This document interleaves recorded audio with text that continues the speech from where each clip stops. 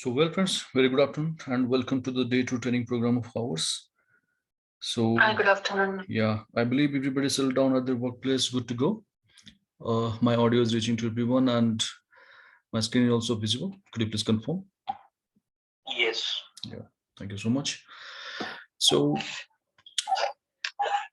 as we discussed today, we are going to continue from our day one file what we have started with, like corporate case studies. Kindly go for that.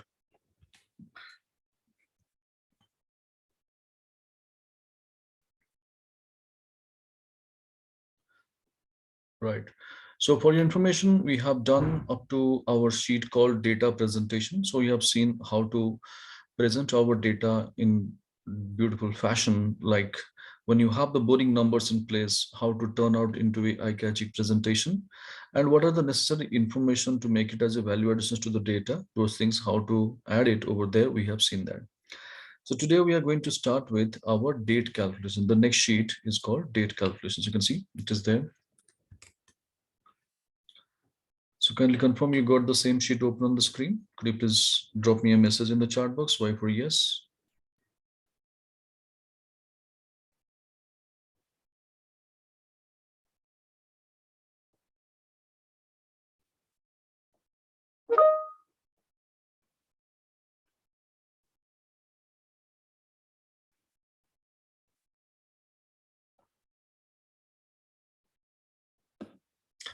All right.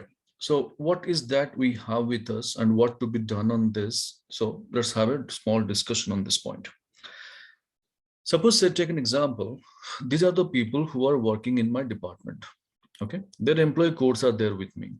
My management has given me a task. Prabhas, whoever the employee works with you, please find out their experience as on date and submit us a report.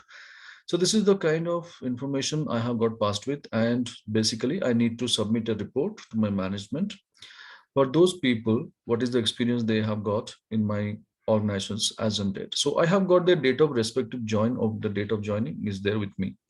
So only thing is I need to compute the experience in terms of years, months, and days. Now, if that is the case, how to compute it? So basically, these are the situations we come across in our routine activities whenever you have to compute a span of the project, or if you have to find out the difference between two setup of date stamps, then how to compute it. Our experts, they suggest us different solutions. Someone will tell, go and change the date format. Someone will tell, okay, take today's date in a separate column and find out today minus date of joining, then divide by 365, then divide by 12. Like that, people have got different options. But the problem is, at the end of the day, when you ask them, are you confident about your formula? They surrender. They say, no. You ask for help, we have done it.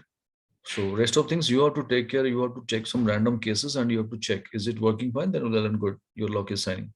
So this is how, I mean, the people who are designing the formula, they themselves are not confident. Then how can I rely upon that formula that is going to give me the accurate result?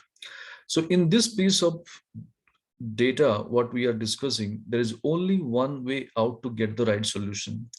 We can go for a hidden formula of our Excel, whose name is date diff. This formula is hidden since 1985 till 2021 version of Microsoft Excel. This formula is hidden. Why? Because of certain drawback. But trust me, this is going to work like a charm for us. And people does the wrong pronunciation. They believe that there is a if logical formula is added, they read it as dated if. But technically this formula is related to your date family. So we should read it as date pause diff, date diff. But this is a hidden formula. And to prove that it's a hidden formula, I will show you something.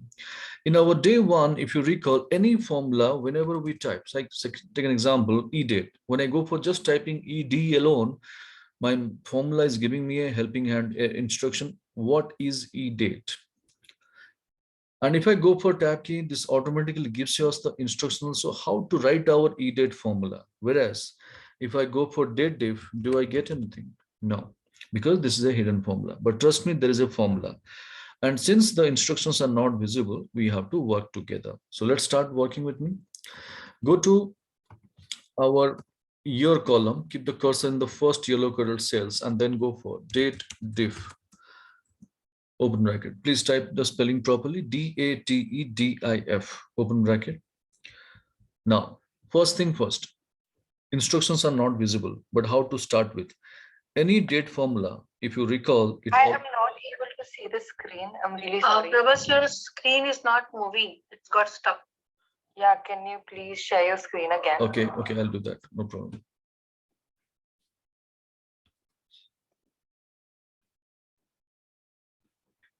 Now check it out. Is it visible? Yeah. Okay. Yes. Okay. Sometimes it happens because of network glitches. In India, we are still lagging behind. We don't have sufficient bandwidth plans like China, Korea, and US. What to do? Though we pay hefty amount, but we are not getting the proper service. All right, no problem. So anywhere, anytime you find such kind of glitches, please remind me. I'll do from my end whatever the best I can do. Yes, so we were discussing the date diff formula, right? So date diff formula, though it is a hidden one, so how to write it? So kindly keep your cursor below to the year, first yellow colored cell, and then work with me, along with me, please. Is equal to date diff, open the bracket. Yeah. So as we were discussing, any date formula, it always start with a start date. So in our case, what is the start date? The date of joining of the employee. Make sense? Like if you recall, network days international, e-date, text, EO month, any date formulas, if you remember, it was always asking for start date only, isn't it? So we have taken start date, comma. Now, whenever we had to compute the difference between two setup of dates, like network days international, if you compute, what is the second input in the formula it was demanding? Anybody, if recall? Till date working. The end date. The input of the formula was end date, right? So now in our case, what is the meaning by end date? We are going to compute the difference. We are going to compute the experience as on today. So our end date is today's date. So to generate today's date, we have got a ready-made today formula. So today, open bracket and close bracket, this is a formula predefined by Microsoft Excel, whose basic job is to generate today's date. And how it is going to generate today's date? From your system. So if your system date is not correct, then the formula will be in trouble. But hardly that will not, it will happen if you have not updated your lithium battery or kind of desktop you are using. So sometimes may happens like that, but very, very rare case. So today formula. Now, coming to the third input, which column we are computing the difference is the year. Yesterday we discussed about our date format in Excel, how it responds or what kind of format it is accepting, DDMMYY or MMDDYY. And I told you also, D stands for day, M stands for month, Y stands for year. So in our case, we are going to work with the year component. So for the time being, take a blank cell above to the year text and select the cell, bracket close. So we have taken three inputs for our date diff formula. Now, the moment you hit enter, you will be finding the result is showing some error. We know very well why there is an error, because out of three inputs, only two inputs has got the value. Third input is defined still to a blank cell. So let us go to that blank cell over here, what we have defined. And to represent our year, we discussed what is that operator we can use is just Y. So go and type Y over there, and the moment you hit enter, can you see a result? So though date diff is a hidden formula, how to write it? We have got the answer. What is the role of today formula in our formula to generate today's date? What is the role of Y to consider our year over here, the text operator of Excel? We got the things. So kindly confirm everybody is clear with date diff formula. Prabhas, please repeat it. Equal to date diff. Any date formula, whenever you are working with, it starts with a start date. So we have got date of joining, comma. End date. End date is nothing but we are going to compute the difference as on date. We are going to compute the experience as on date. So to generate today's date, we have to go for application of today formula. So today, open bracket and close bracket, it generates me today's date, comma. Third input will be defining to a blank cell above to the year. So when I go and define the blank cell above to the year, Earlier, it was giving me this kind of error because it was blank. So now we have defined to compute our year column difference, we have defined year purpose, just Y. So Y is a text operator, which is predefined by Microsoft Excel and whose job is to specify our year, nothing else. And when I go for this and hit enter, I got the result. So this is about your date-diff formula. I have a query over here. Yeah, please. Yeah, instead of D4, why cannot we write Y instead of D4? You can write that. I never denied about it. You can also write like this within two double inverted quotes. You have to write. That is the only difference. You can write like this. Oh. Yeah. But why I have taken this, I have my own reason. You can come to know after 2 minutes. Don't worry. So please follow the instructions. Okay. Okay. Yeah. So date diff, year component, answer we received. Is that clear, people? Any other questions, queries before proceeding further?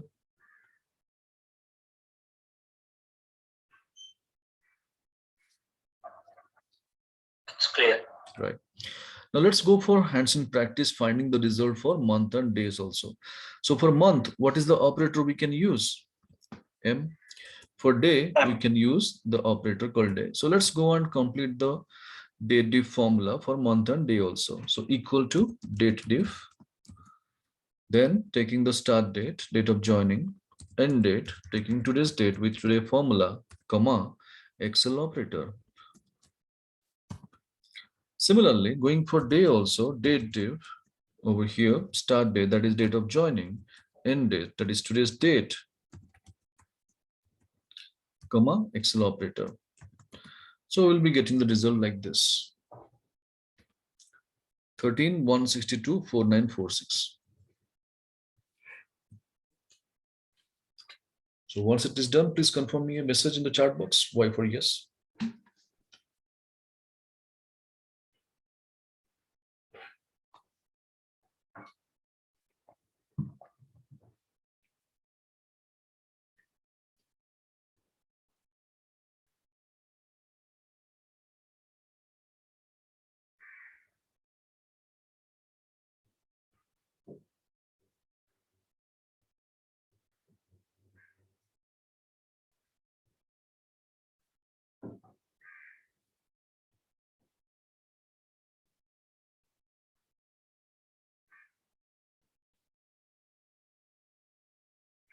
Yeah, done.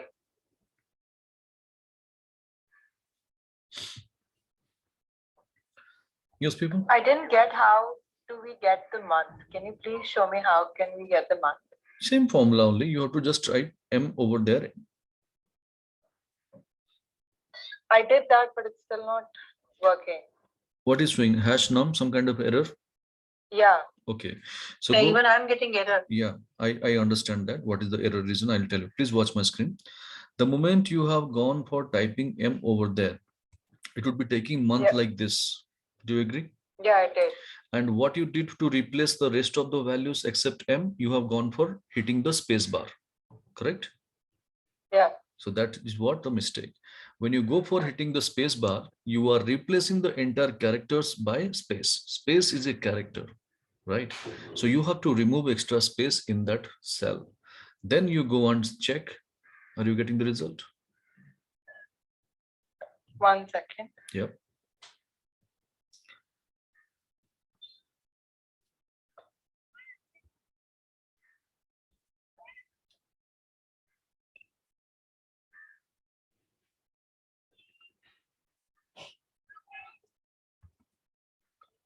This cell you might be having extra space. So that alone you have to clean it up. It will be perfectly all right. Can you do it again so that we will see it? Because again, the error is there. No problem. You can show it on the screen. You can share your screen. Let me see. Yeah.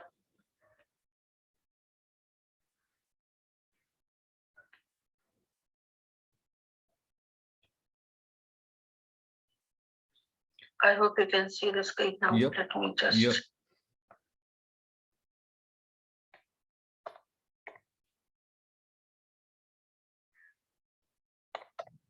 See here, suppose if I'm giving month, year also I can. Okay. Right. Date tip, DAT, DIF. Okay. Open bracket. Bracket. Yep. Date of joining. The joining. Right. Okay. Right. Comma. Mm-hmm. Today. Mm-hmm. Again the bracket. Mm-hmm. Comma. Mm-hmm. And then this Cell. D4, right? Yeah. Yeah. Complete. Yes. Is that clear? Yes. Then I'm supposed to control enter or enter? No, only? enter only. Control enter, we are not selecting multiple cells. Why you need to go for control enter? Alone is enough. Then month. You have to repeat the same for month also. Equal to date. Okay. Start date, date of joining, comma, today formula, then again comma, M. Oh, bracket I did not. No problem. That's fine. So now the no, it was right only. It was right only. Don't worry. Don't worry. Okay.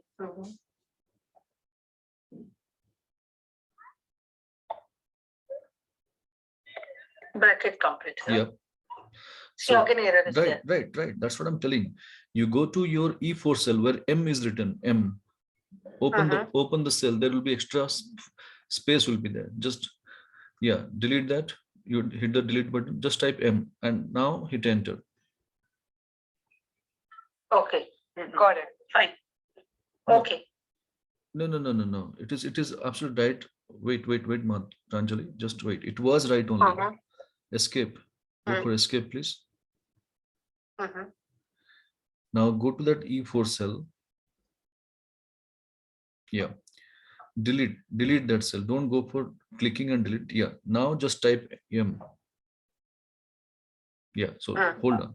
Now when you type this M, how do you remove this ONTH, the extra characters? How do you remove that?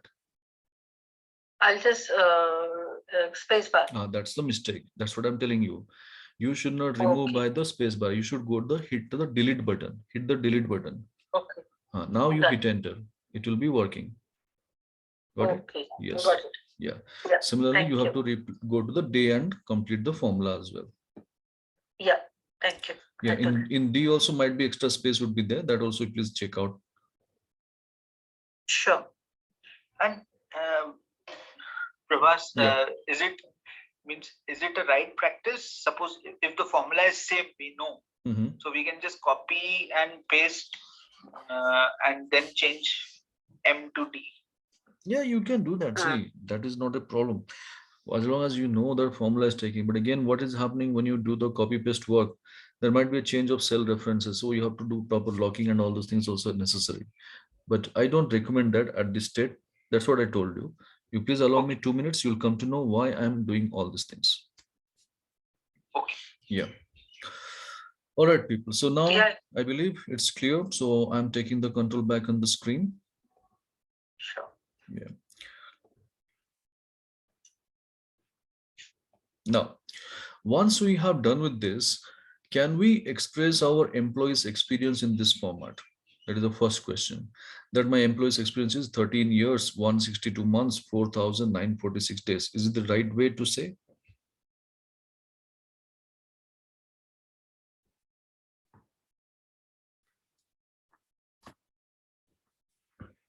If suppose somebody is asking, what's your experience in XYZ company, what we say? Some amount of years, some months, and some days. If you want to be it's 13.5 or it's like that. Right. So now the expression what we have received, this is not actually making any sense. Then what is that we have calculated? This is nothing but the individual component wise differences. Year wise 13, month wise 162 months, and day wise 4,946 days. Correct? Right. So in the other way, if you speak about whenever we want to check the months, we know one thing. Whenever number of months reaches to 12, it becomes 1 year. Now, if I ask you how many months, how many years are there in 162 months, what is the basic mathematics we do? Is equal to number of months divided by 12. Do you agree with me?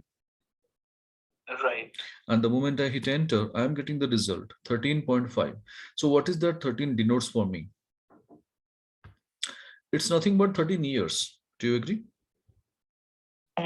So 13 years already we have taken in the year category. That cannot be ever expressed one more time in the month category, right? So whatever the balance left over, whatever the incomplete month in that year, that alone should be there in the month category. Correct? Right. So to make it happen that, go to our Excel operator and instead of M, go for YM and see the beauty. The moment you hit enter after typing YM, can you see that? The entire complete years have been removed and whatever the incomplete months in a complete year, that alone is left over. So this is called year to month. YM stands for year to month. Similarly, if you go for D, instead of D there, go for MD, month to date.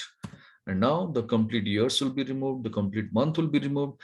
Now the incomplete days in a complete month will be left out over here. So this is how we got our solution exactly matching with our requirement. All right. So please confirm, are you getting the same?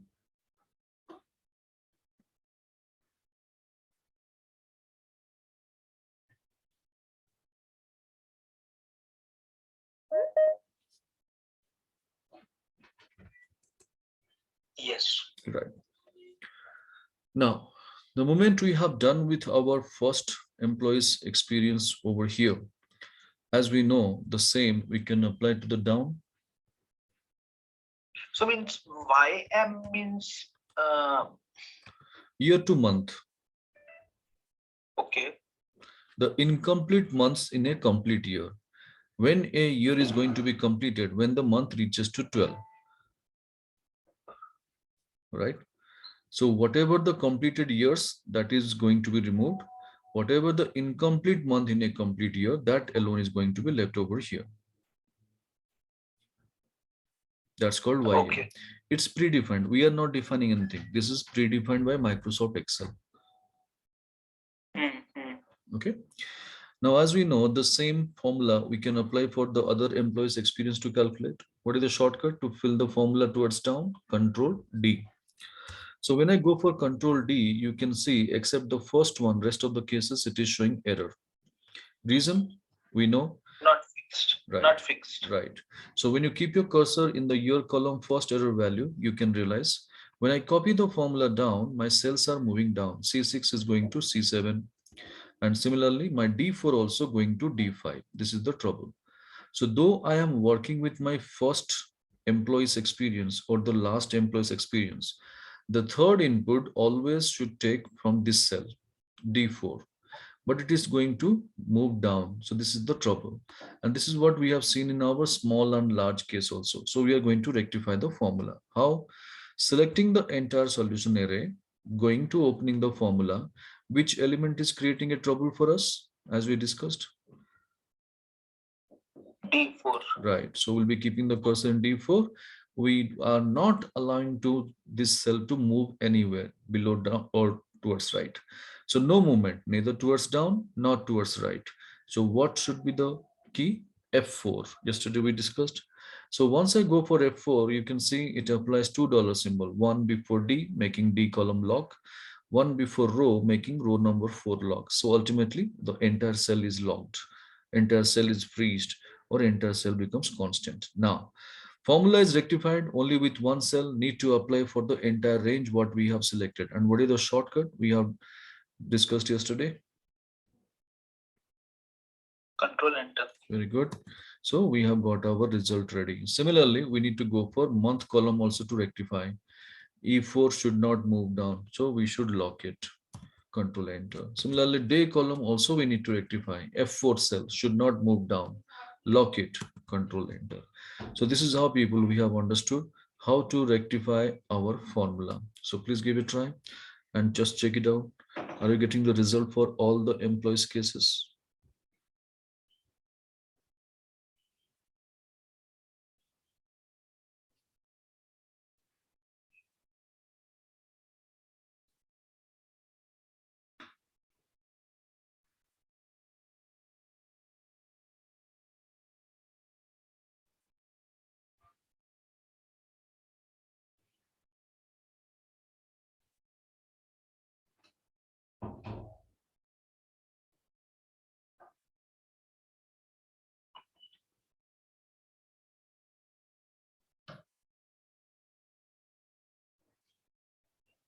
In the month section, instead of getting 295, I'm getting all 6. Hello? Yep. Could you please help me with your screen? Yeah, sure.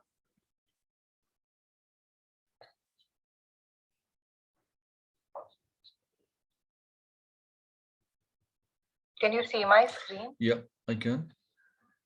Can you see here that it's all 6? Okay, kindly select. I locked it. Yeah, kindly select all the cell range.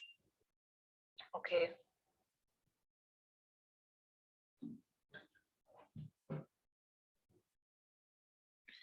So date if you have taken D6. See, your start date is in C6, not D6. First of all, in the formula bar, you can see, yeah, your start date is in C6. So you should take the C6 input. Okay. Then control enter.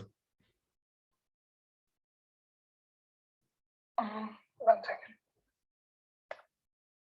Okay. Okay. Right. Why am I doing control enter here? To apply the formula for the entire selected range, because you are rectifying only in one cell, it has to be applied for the entire selected criteria. That's why we are ending up with control enter. Instead of dragging the formula down again or copying and pasting, we have done for control enter. Control. Okay, understood. Yeah. Here also you go and change the operator MD. Instead of D, go for MD. 1 second.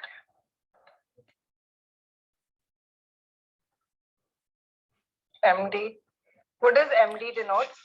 Month to date. Month to date. Okay. Yeah, you have to select your entire solution array first. Okay.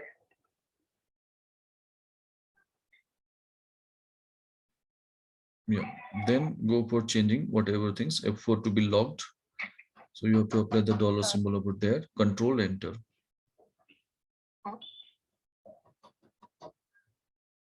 It's still.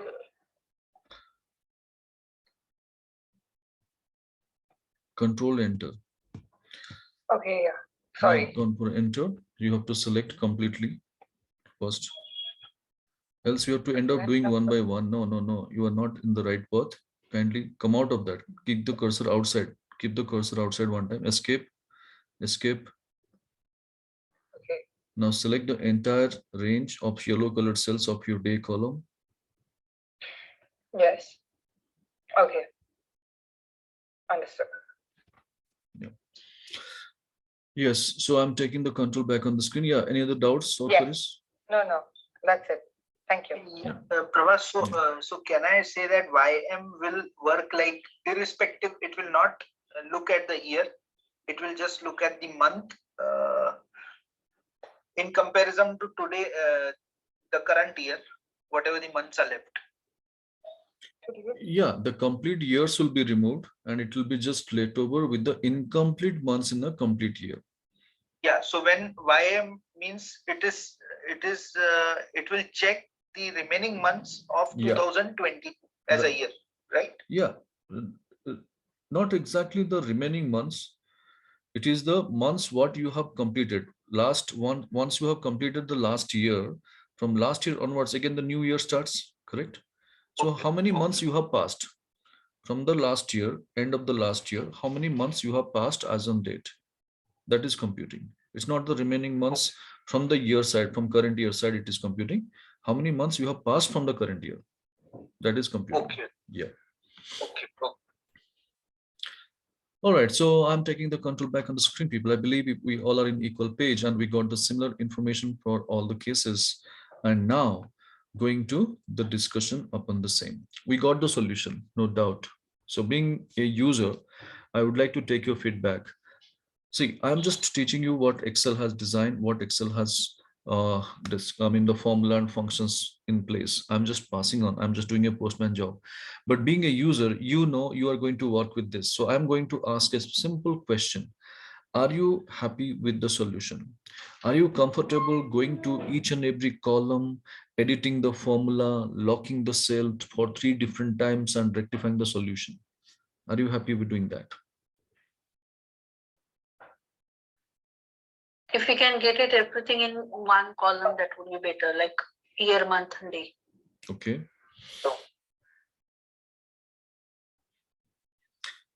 So simple answer is no. We are not happy with the solution. If you're happy, well and good, but we are not supposed to be happy because this is a tedious process.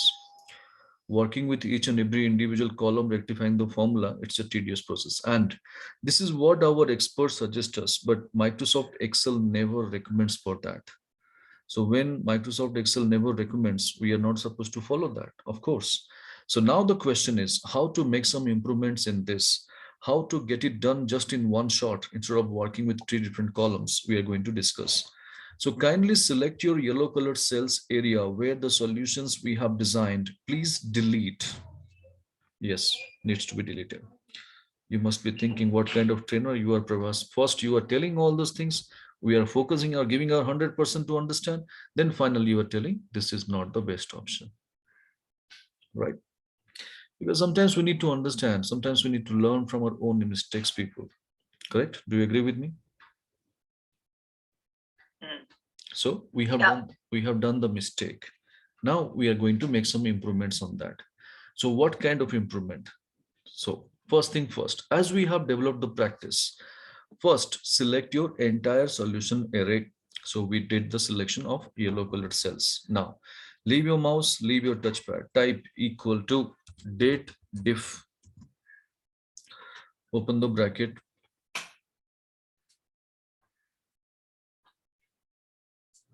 right? Now, what is that? Date of joining. So first input. Now, when it is asking for date of joining, hold on, let's analyze this. What is that cell address it has picked up? C6, isn't it? So what is the role of C? In C6, what is the role of C? C is a column. C is a column. Do you agree? Yes. What is the role of 6? 6 is the row. So what is the meaning by cell? Cell is nothing but the intersection point of your column first, then row. Do you agree? So now when I copy this formula towards down, what is going to happen? C6 is going to move to C7, C8, C9, C10, and so on. Do you agree? When I copy this formula towards down, the cells will start moving down within this column only. C6, C7, C8, C9, C10. Which one sounds common when I pronunciate the movement?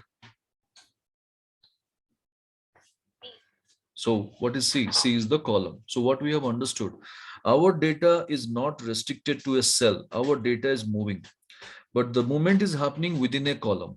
So when data is moving within a column, we need to lock only the column, not the entire cell, only the column. And to lock the column only, we need to bring the dollar symbol before column.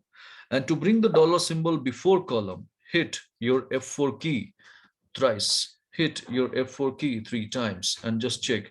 Are you getting a dollar symbol before column only? Right. So we got our first setup ready. Is it clear for everyone, people, what we did?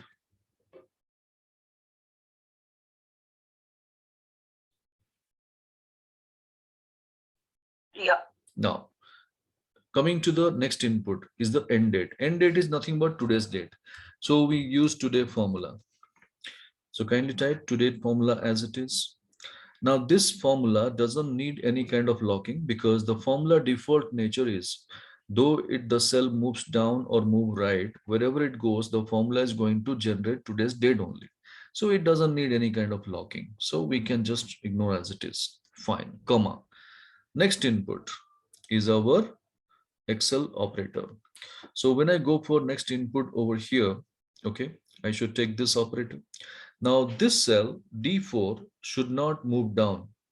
We have seen that problem, right? That's why we had to lock it, correct? But when I copy this formula towards right, D4 should move to E4 for month calculation. E4 should move to F4 for day calculation. Do you agree? Yes. So what's the movement is happening? D4, E4, F4. Which one sounds common? 4. So what is 4? Is a row. Row. So we have understood our data is not again restricted to a cell. It is moving, but it is moving within a row. When data is moving within a row, we have to lock only the row, not the cell. So to lock a row only, we have to bring the dollar symbol before row number. And to bring the dollar symbol before row number, we have to hit the F4 key twice. F4 key 2 times. Kindly check. Are you getting the similar setup when you hit your F4 key twice? $4.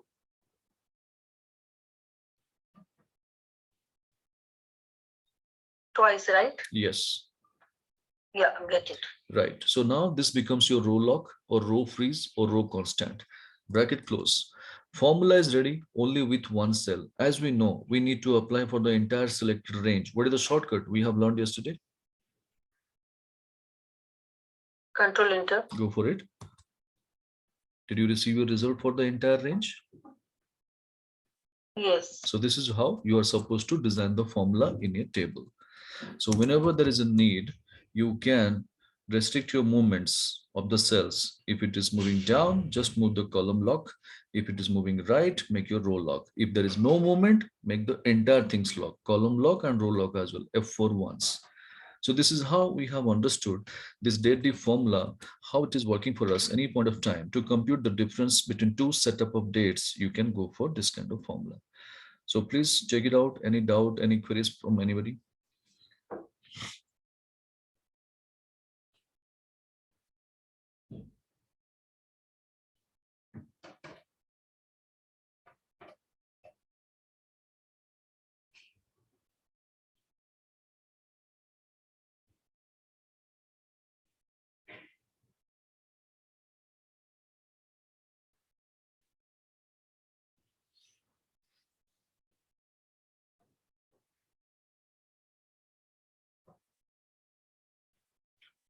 Yes, people. Is it working? Clear?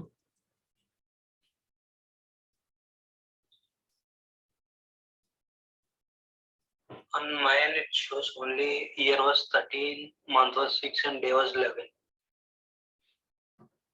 Could you please help me with your screen? Yeah.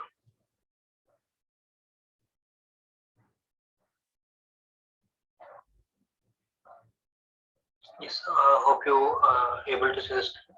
Yeah, it's getting loaded. Yeah, I can see that. Kindly select the entire solution array. Yeah, open the formula with F2. Right. See, first problem is you have made C6 as row lock. C6 should be the column lock because column has to be locked, not the row. So you have to go for F4 key one more time. Keep the cursor in C6. Yeah, just F4 key one more time.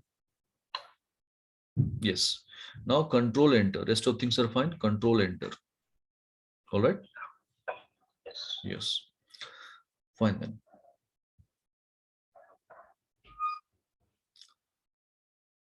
All right, so I'm taking the control back on the screen, people, and I believe everybody is clear with this, what we have done with this exercise sheet.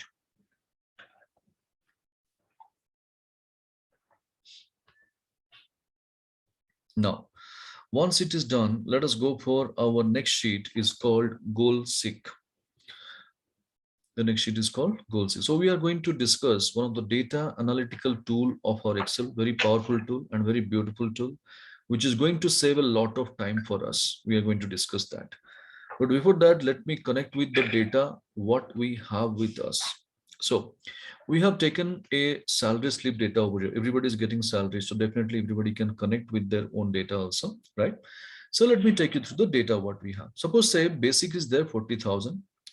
DA is nothing but a formula driven cell. You can see 20% of the basic and HRA is 50% of the basic. You can see medical allowance is fixed 15,000. Uniform allowance is fixed for 12,000.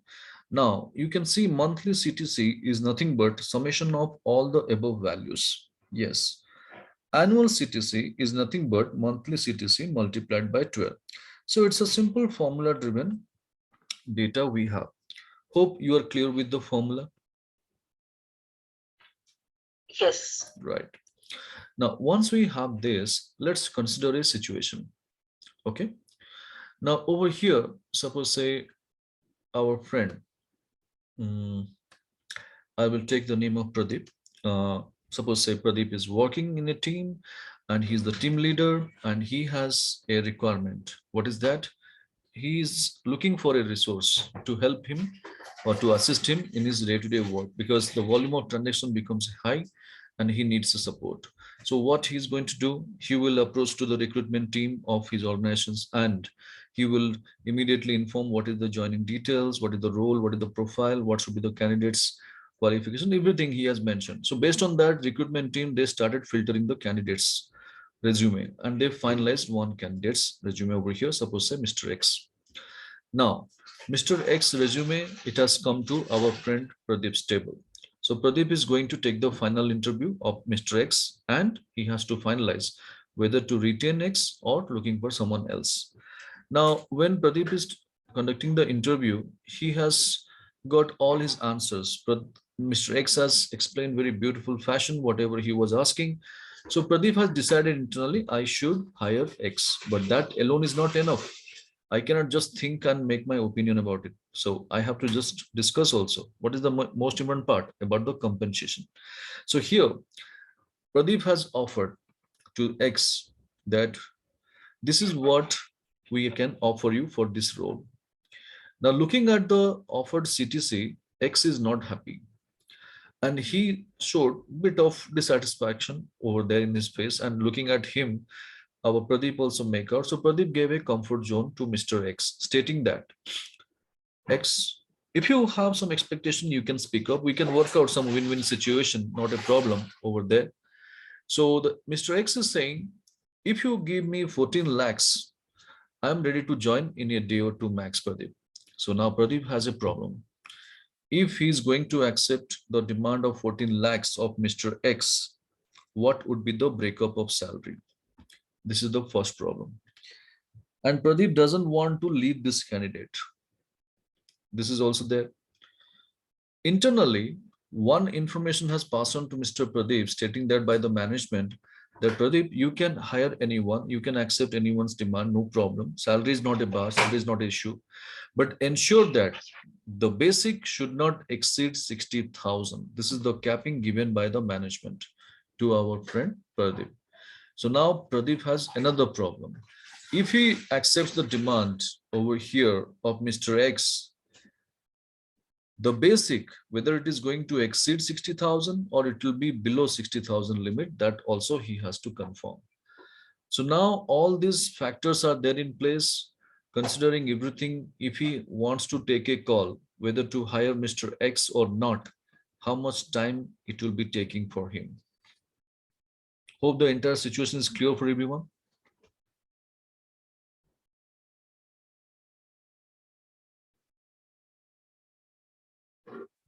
Right? Yeah. So Pradeep, what's your opinion first? What you will do in this case, where you will be starting with?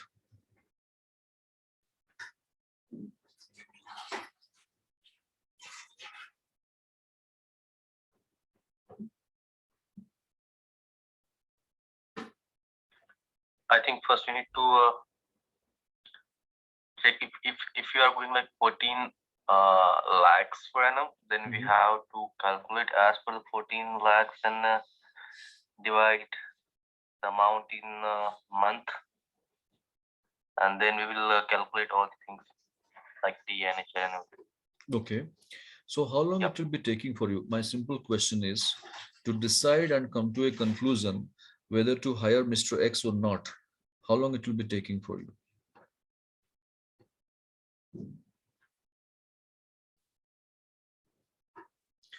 In what sense? That is what I have to. I did not get it. Right. See, the situation is clear. You have got the offered CTC. This is what management has given to you. Candidate is giving the offer that he's demanding 14 lakhs. Management has given a capping of 60,000, basics should not exceed. But you do not want to lose that candidate. Having all these situations in place. Now, final decision you have to take. You cannot hold this candidate for a long time, right? because you have also the rest of the work for the day to be done, right? So you have to just close the discussion and come to a conclusion, correct? Yeah, definitely. Right. So to arrive at a conclusion or to take a decision over there immediately, how long it will be taking for you in terms of hours? I'm asking. That's question. Still, I did not manage it in my life, so I did. Okay, no problem. I think So 1 hour. okay, that's what I was expecting.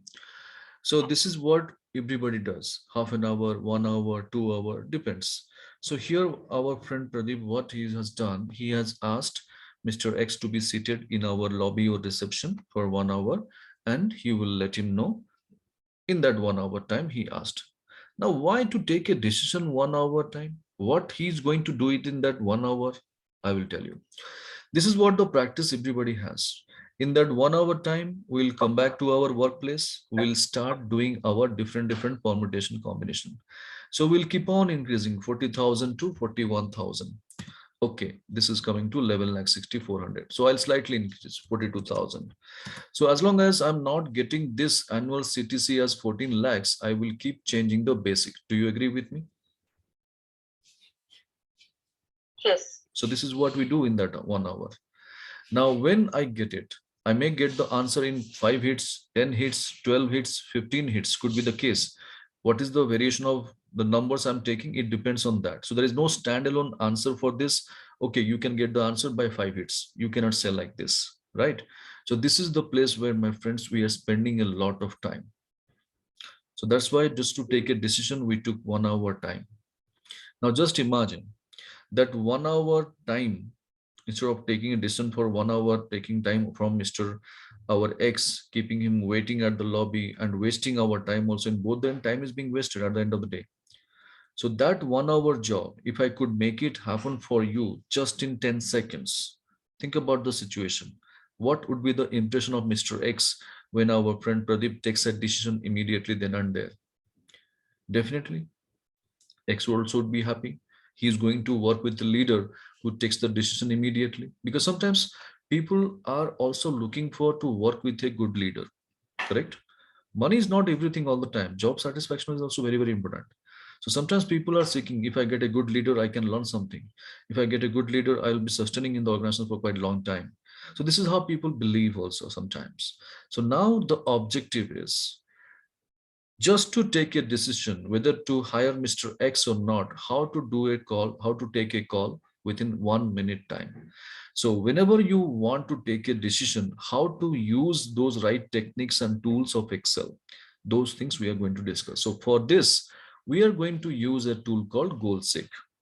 Now, GoalSeek is a data analytical tool. It is available in our data menu. There is a group called What If Analysis, and there is an option called GoalSeek. So this is the place where GoalSeek there. Fine, we got it. But when you want to apply GoalSeek in any set of data, you got to satisfy 2 rules. Rule number 1, your data must be formula driven. Your data must be formula driven. Okay. So if you look at our data, is it containing formula? Yes, there are many more formulas out there. No problem. Now, rule number 2, going to data, when I go for what if analysis, GoalSeek, it takes me to a dialog box. Okay, the first thing first, set cell, the first criteria. What is the meaning by set cell? Set cell is nothing but objective cell. In any data set, there will be one objective.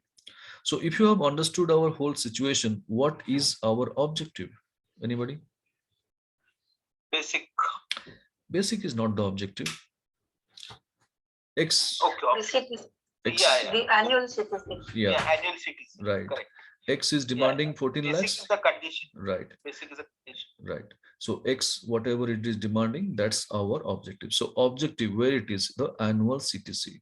So this is what going to be our set cell. So set cell is nothing but the objective cell. And rule number 2, it says that whichever the cell you go and consider as objective cell, that must contain a formula. So our annual CTC, is it containing a formula? Of course, yes. Monthly CTC multiplied by 12. Do you agree with me?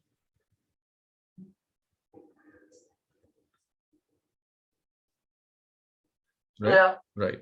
So How did you get the goal seek, sorry? in the data menu, what if analysis, that is the group called forecast.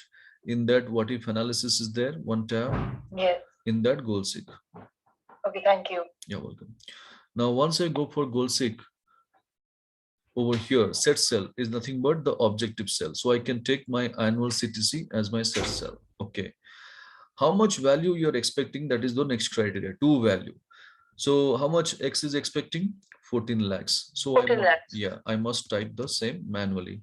You cannot define to a cell. You cannot make it dynamic. You have to always keep typing manually only, to value. Now coming to the next criteria, by changing cell. So which cell we change so that we can get 14 lakhs? So which cell we are doing our permutation combinations?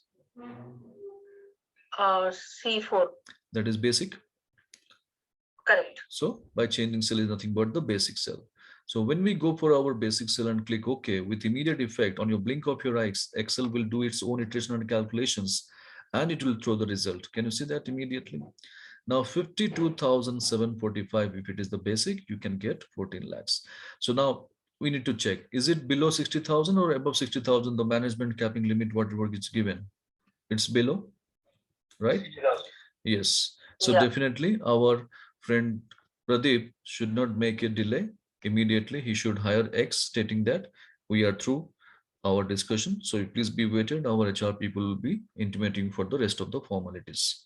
Welcome aboard. So just imagine 1 hour time instead of taking and finalizing decision, we just did it in one time, 1 month, 1 minute itself. So this is how, whenever there is a need to take a decision over there for the calculations and to get the targeted output, you can make use of this kind of formula applications, and the tool GoalSeek is going to help you. Provided two rules are satisfied, data must be formula driven and set cell should be the objective cell, must contain a formula. So whenever there is a need to calculate your break-even point, profitability margin, when you are working with your costing work, or if you have something said, you have got research and development, multiple excipients you want to combine and give the output, all those cases, you can go for this GoalSeek application. So kindly check it out. Any doubt, any queries, do let me know, please.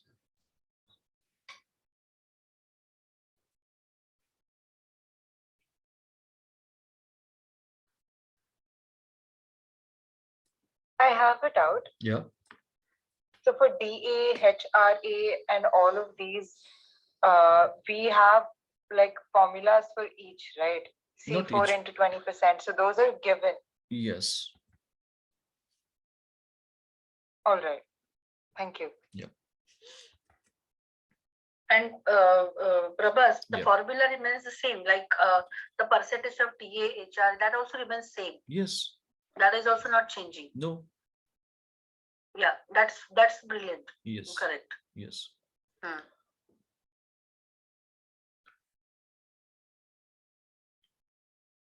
Trust me, if anybody's, you are from a recruitment side, this is going to help you a lot while negotiating with your staffs, I mean the resources and people whom you are taking board. So while True. negotiating that, you will not be spending much time. So like I'll tell you how it is going to increase your productivity. If you are into the recruitment side, suppose you have got a given condition that today you have to take the interview of 15 candidates. Now, how many people you have completed out of that 15? If you have completed successfully, and how many people you have finalized from that, that also making a sense. And that is how the productivity calculates. So it's not like just number of candidates I have conducted the interview and finally what is the success ratio? That also people look at. So there, this is going to help you a lot in saving your turnaround time and taking the right decision also right time. And the same method can be used in the performance appraisal also. Anything. I want to give the appraisal till up to this CTC, but the basic should not be changed. So Right. this process function also can be work very easily. Definitely. Appraisals. Definitely. That's what, as see, the play, that's what I told you. You are the right person to connect with your data. The logics remains the same, rules remains the same, conditions remains the same. So where to apply, you have to take a call. And the best example, even if still it is not clear, though we have discussed various examples, if it is still not clear, I will tell you a very simple way. You all must be paying your, I mean, you have availed some kind of home loan or housing loan just to curtail our tax burdens. This is the only reason why we always avail the maximum loan amount called housing loan or home loan. And when you go for the housing loan, who is setting your EMI? The bankers, taking your form 16 and taking your ITRs, whatever you have filed the returns. Based on that, they just find out your uh, income tax cap. I mean, what is were your earnings and all those things. Then finally, they arrive at a rate of your EMI. Now, everything is done by them. Have you ever checked the EMI component, whatever I am paying, whether I am supposed to pay this much or I am end up paying with some kind of extra amount? Have you ever checked? No. We just blindly believing upon them and we keep on paying. But we never know that banker is trying to make some money or mint some money, or there's might be some hidden cost over here, which is I'm unnecessarily paying. We never know. In that case also, you can make use of this goal seek. You don't need to go and wait. I mean, just depend upon a banker. You have the whole thing. You know how much you are earning. You know what is your fixed liabilities or commitments and how much amount you're going to save out of that. 20%, 30%, 50%, or 60% I can pay as EMI. You can take a call. Who is the banker to decide that? Right? So this is the place where, again, you can make use of this tool called goal seek. Hope this is clear. Any questions?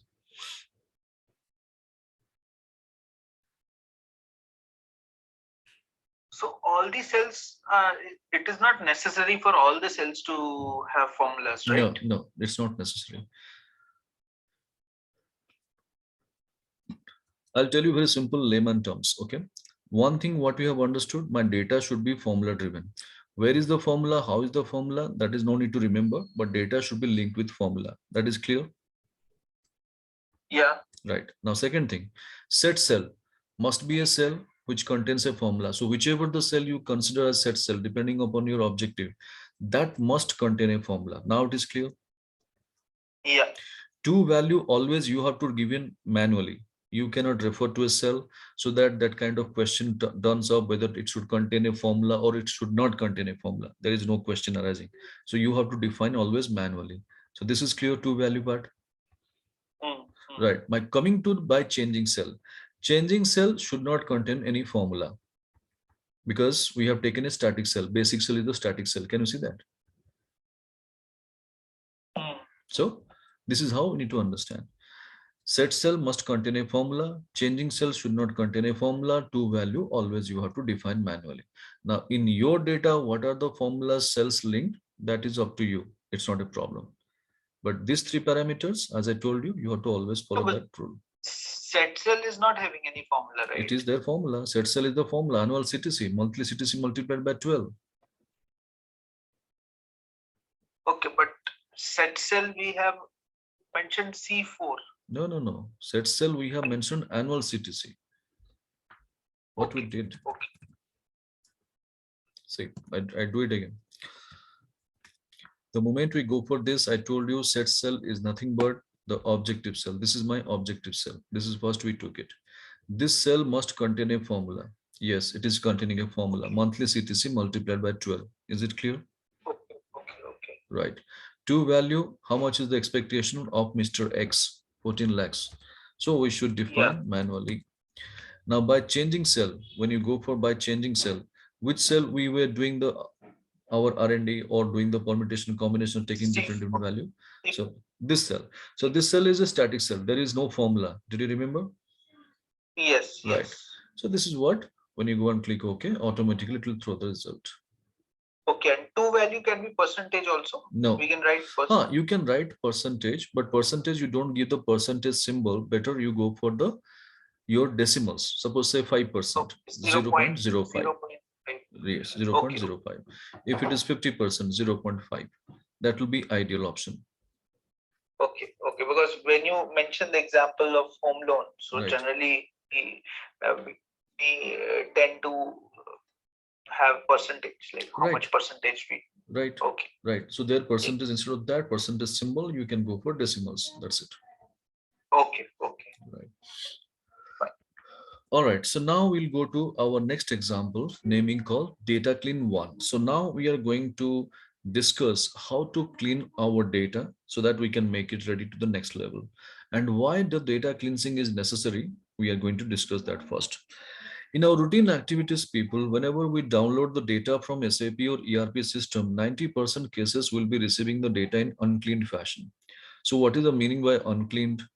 It may be having some kind of unwanted errors, unwanted spaces, unprintable characters, blanks would be there, column name would be missing. All these problems we will be encountering with.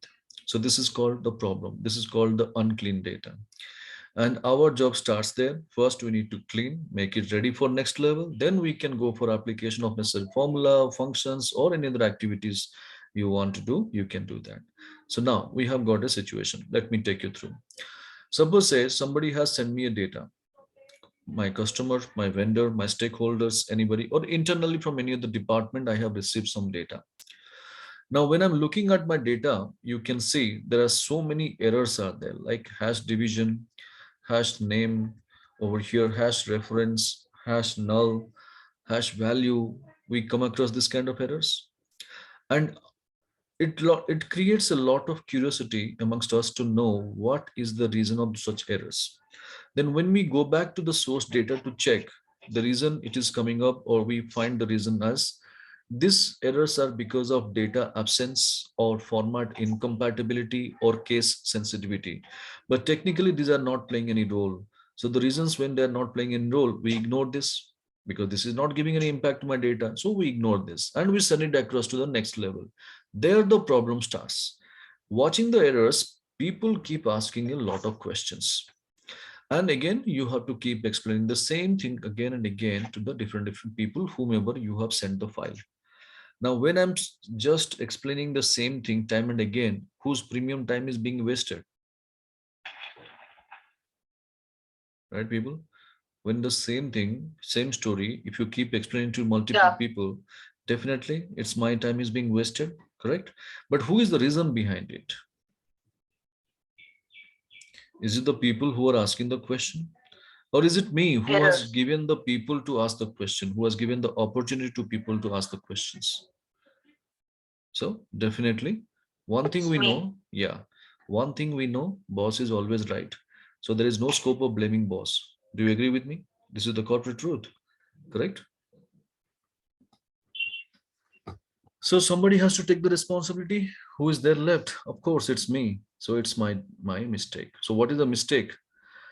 When I receive the data, I come across this kind of errors are there. It is my duty to replace all these errors and do some treatments with that, replace the same with kind of a value called nil, hyphen, or not available, not applicable, or keeping the cell blank, anything. I should have done the treatment and then also I should have dispatched to the next level, whereas I did not do that.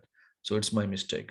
So now the question is, we are not going to commit the same mistake anymore, but how to replace all the errors with a text called NA. So wherever the different types of errors are there, I want to replace with a text called NA. So here, let's go and do the job. Keep your cursor anywhere in the data set and go for Control A. Control A. Entire data will be selected. Now, our experts, they will suggest you, Prabhas, you can go for find and replace. Find and replace is going to help you only replacing one error at a time. But we have got varieties of errors. So you have to first make a list. How many types of errors are there? And that many times do you have to roll on the activity of find and replace, which is really a tedious process. So in that case, I would suggest a better option. See the beauty. After selecting the entire data on your keyboard, press Ctrl G, G for Goa. Go to dialog box will appear. Click the special command. There is a special tab over here. Click on the special tab. And once you click it, you can see go to special dialog box is open on the screen where you will be finding there is an option called constants. There is an option called constants.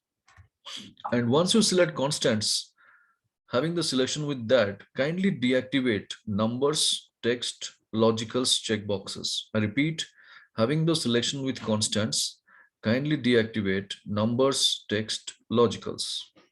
And the moment you click OK, you will be finding from the entire data, only the error-driven cells are alone in selection. Do you see that? No need to do anything. Just watch, confirm.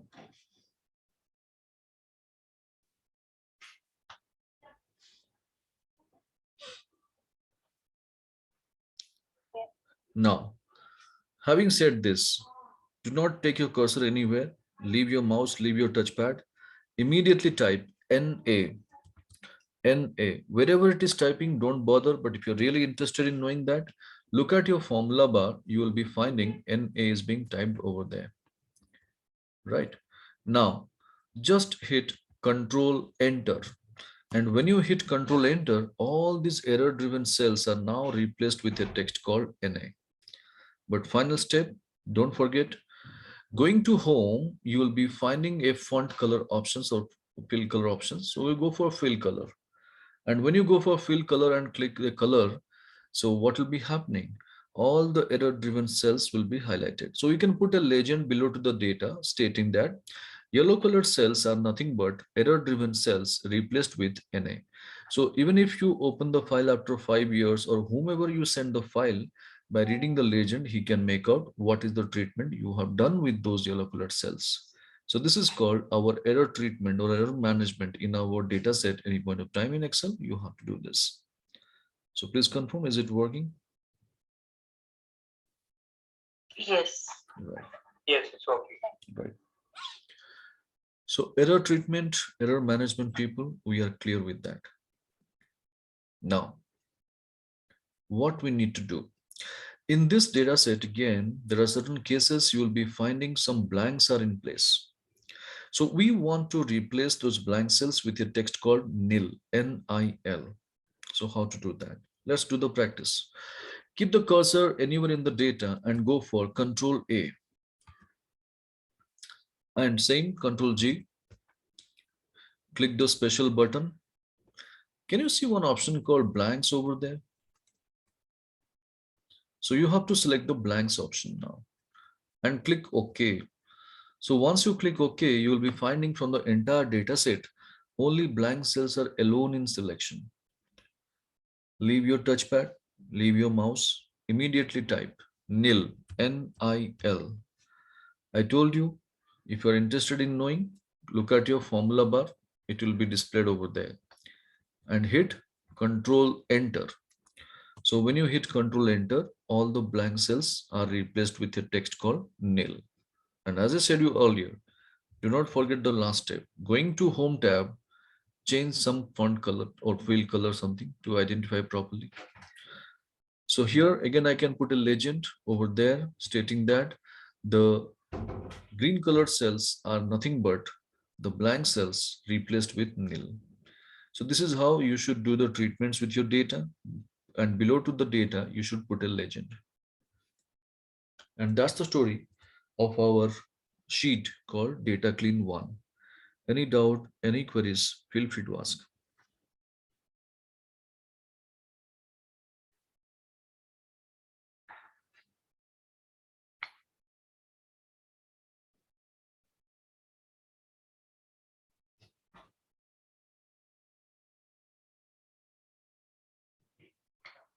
It's clear. All right. So Data Clean 1, it's done. Now we'll proceed to our Data Clean 2.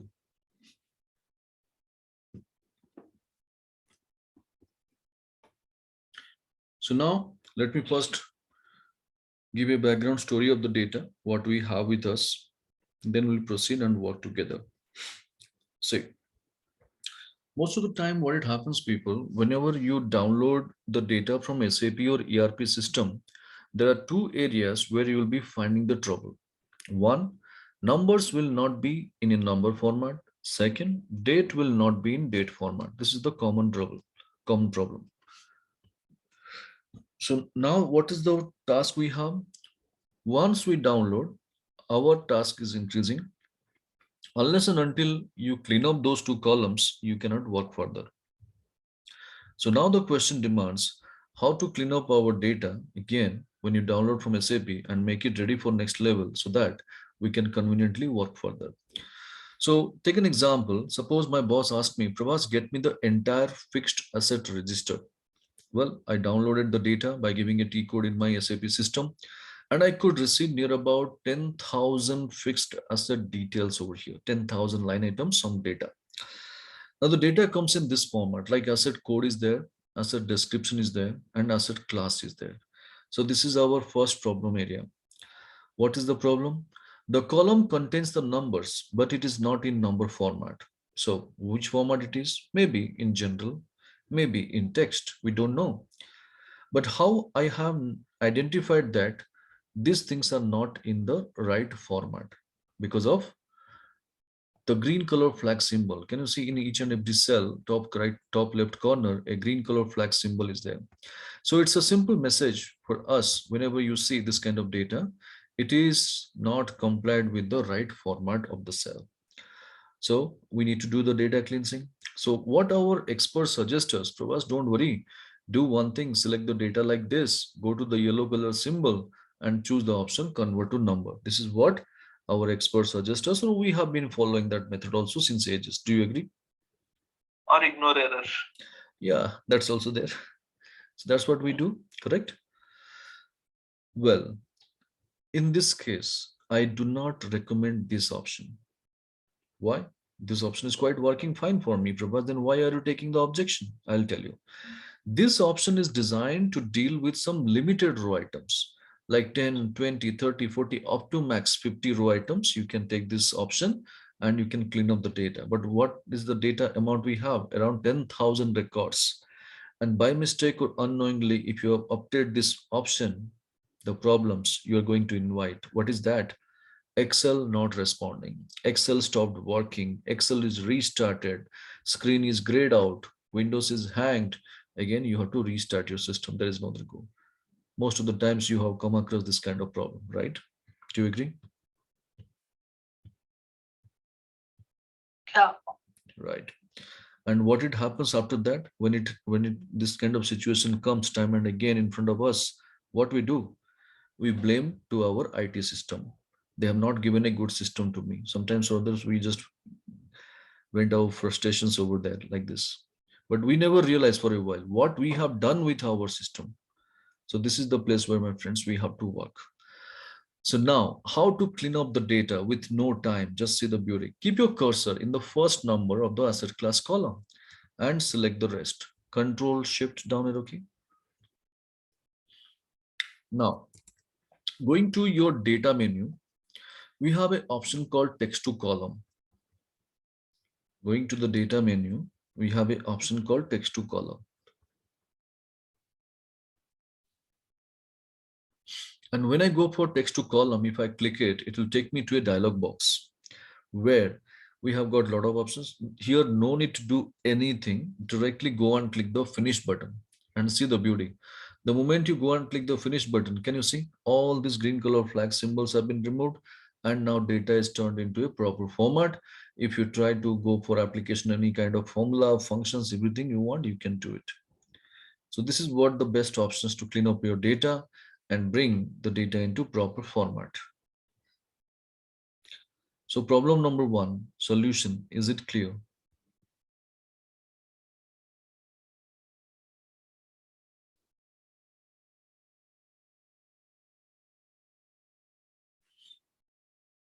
I did not understand what. Can you explain one more time? Right.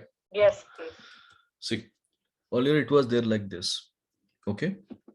Now, when I go to my home tab, what is the format it is showing? Text. Right. But these are numbers, right? Yep. So I have to bring it to proper number format. So what I need to do, I have to select the data like this, going to data, text to column. So when I go for text to column, it recognizes the column data in proper format. So I need to go and click finish. So once I finish, automatically these green color flag symbols have been removed. Okay. Now, if I go and check whether I'm going to apply some formula, is it going to work? So 53,020 is there. I'm going to add two more over here. Is it going to show 22 last digit? Yes, we are getting it now. So this is what we did. Bringing the numbers. Yeah. Okay, I have a query. If we Yes. select the entire range, Right. and what if we do with format cell? Format cell will not work all the time because see, format cell will work if it is there in a proper format. So here the data itself is not in proper format. Like take an example over here. What is the meaning by format cell? How it works, the logic we need to understand. So I'll take you through first that. Okay. See, you don't need to do anything, just look at my screen, please. Now, suppose say I have got something over here. What is this? Today's date. Today's date. What is the format? We are talking about formats. Let's confine our discussion to format. What is this? Which format it is? It is the date format. DDMM. No. DDMM or MM, forget about that. It's a date format, correct? Okay. Right. Now the same data over here, I'm going to take it. What is the format? General. Absolutely right. Now the same data, I'm going to take it over here. What is the format? Amount, value. Yesterday we discussed number. Data presentation. Did you remember? We have selected all the numbers, then we have gone for Control Shift 1. Number.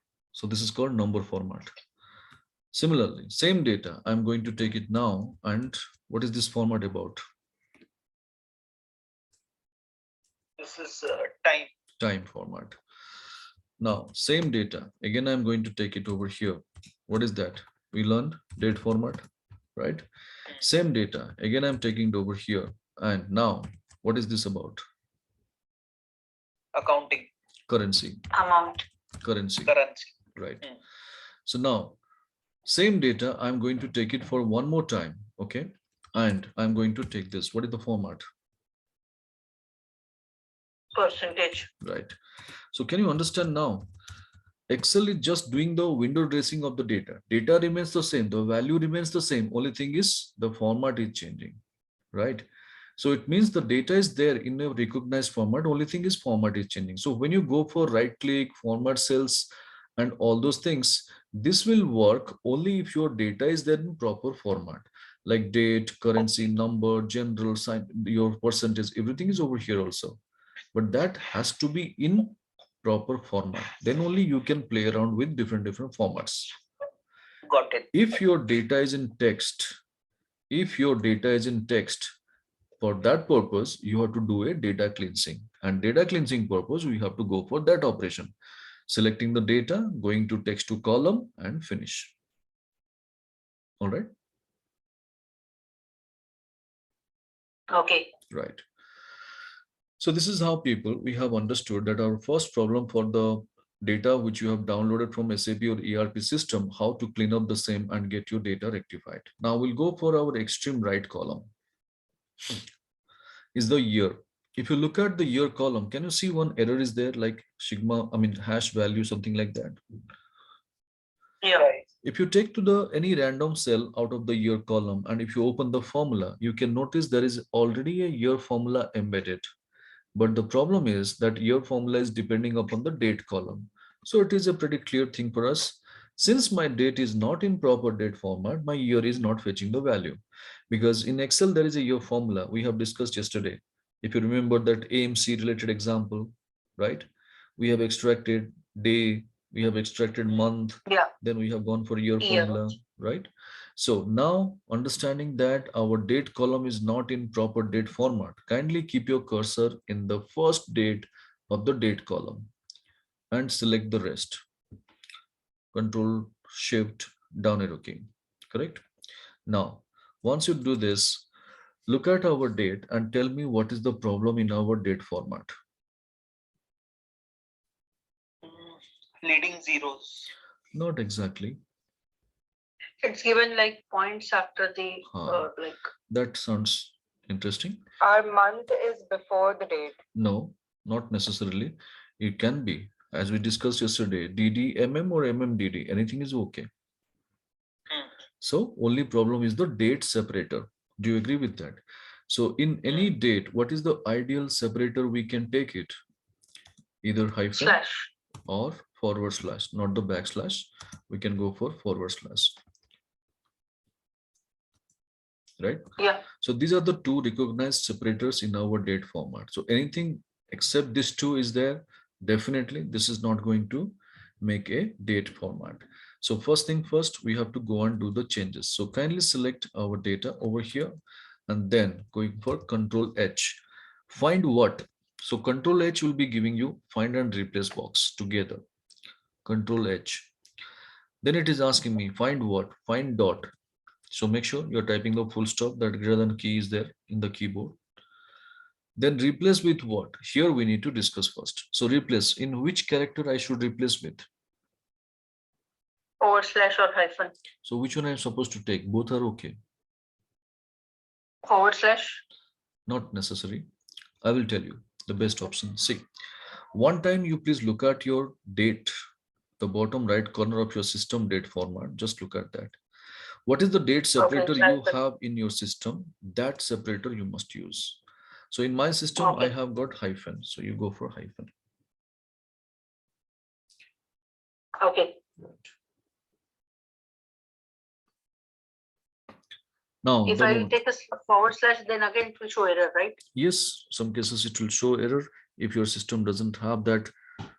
So that's the reason why, to avoid further errors, you should go for it. Okay. Now, once I go for this and replace all with immediate effect, can you see? It will show me a message, 1658 replacements done. Okay. And this is clear.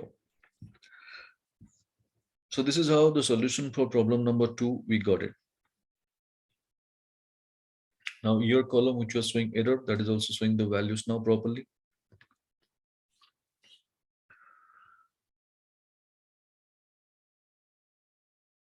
Hope the process is clear, what we did, people. Any questions?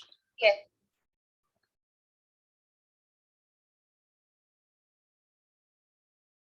So if you have any questions, you can ask me. If you do not have a question, I have a question. Can I? Yes, please. Right. So thank you so much.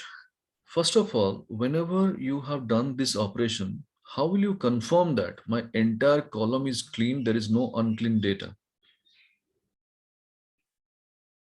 How to make it as 100% proof that, okay, my form, this option, it is working perfectly fine for me. How I can rely upon this? Can I go and scroll down for 10,000 cases? Do you think that? Do you think that? It's not possible. Yes. So the best way to validate the necessary columns is. I missed that question. The question was, though we clean up the data, how to confirm that my data is completely cleaned? Anything is not still there as unclean data. How will I confirm that? I cannot scroll down 10,000 times and I can do the check. That's not possible, isn't it? So this is the place where what we can do, people, whenever you go for this kind of data cleansing procedure, though you have updated the options properly, but still I would suggest go for keeping the cursor in the headers, any of the header, and activate filter. How to activate filter? By simply going for a keyboard shortcut, Control, Shift, and L. This is the command to activate and deactivate also. Same command, it's a toggle key to activate filter or deactivate filter.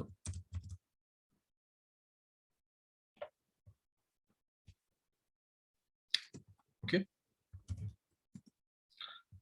Now, once we go for filter, where to check? Going to the date column filter, click the filter button, and there you got to check in this area. In this filtered area, is there any error showing over here? Check it out. Any blanks, any date, any hash value, any such kind of errors is there? Anybody?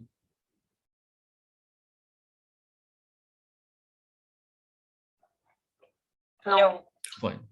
So it means our date is cleaned.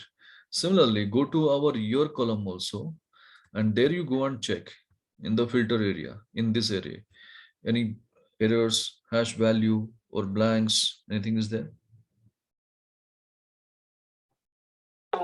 Fine. So those who are not having the errors, it is a simple message, your complete data is cleaned. Those who are having still the errors, they can let me know so that I can help you.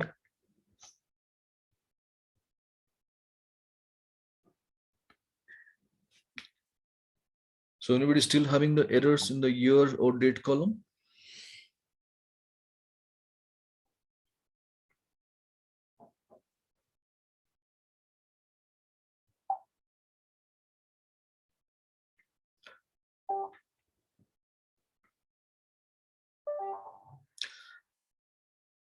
No errors, yeah. Okay. Okay, it's getting in date. Okay, Pradeep. Yeah. Could you please share your screen, Pradeep? Let me have a look.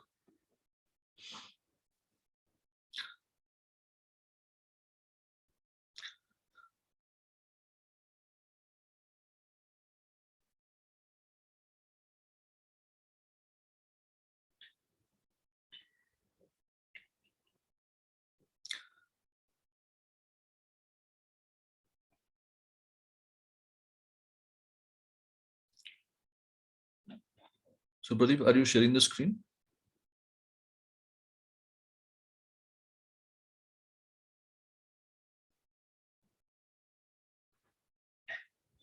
Okay.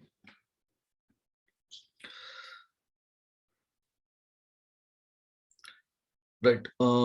What is your system date format? Could you please let me know, Pradeep?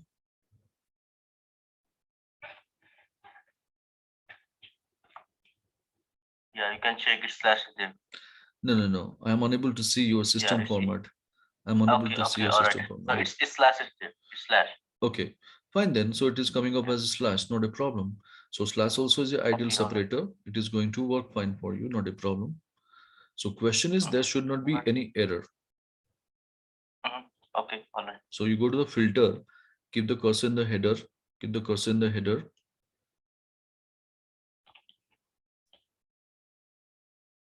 No, not in this, not in this. See, where is the filter button activated? In the first value, not in the header. So remove filter first. Yeah. Keep the cursor in the header. Yeah. Just keep the cursor in the header. Here or Yes, yeah. that no, not there. The blue color one, the blue one. Yeah. Then filter. Yes. Now click on that filter button of the date column. Yes. Scroll down.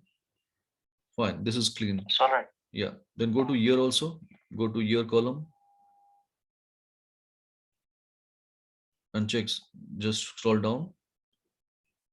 This is also clean. So you're perfectly all right. Yeah, no problem. Yes, Swapnil, could you please help yourself with your screen?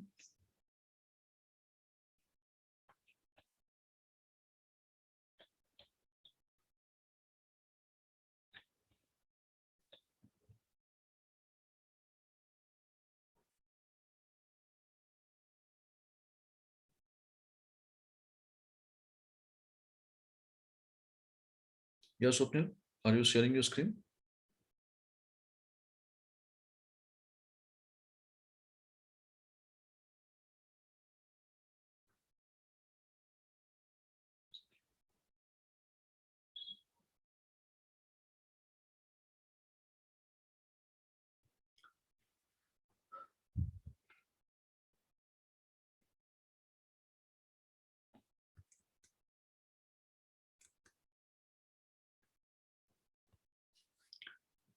Okay, 110.96.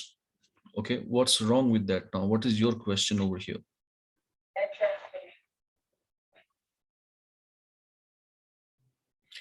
So instead of 96, you want 1996, correct? Is that this question?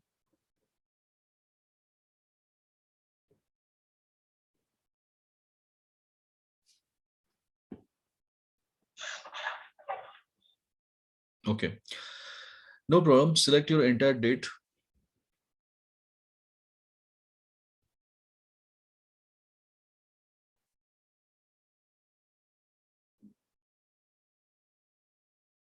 Right. Not the header, not the header, only the date alone, the data alone you have to select. Starting from the first cell, Control Shift down arrow key. Yeah. Now go for Control 1. Control 1. You'll be getting a format cell dialog box. When you go for Control 1, you'll be getting a format cell dialog box. Press Control 1.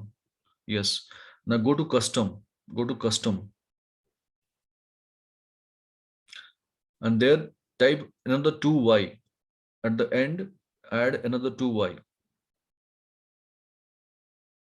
And can you see the sample data above to that exactly? Yes. Is it showing the year properly? Go and click OK. You got your data in the format you want. Hope it is clear. All right, I'm taking the control back in the screen over here. And now, once we got our data cleaned over here in this fashion, so these are the two problems we have solved from our SAP or ERP driven records.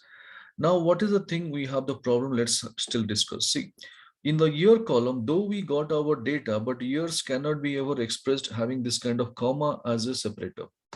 Because comma separator is allowed only in place of a number or currency, not in the year, correct?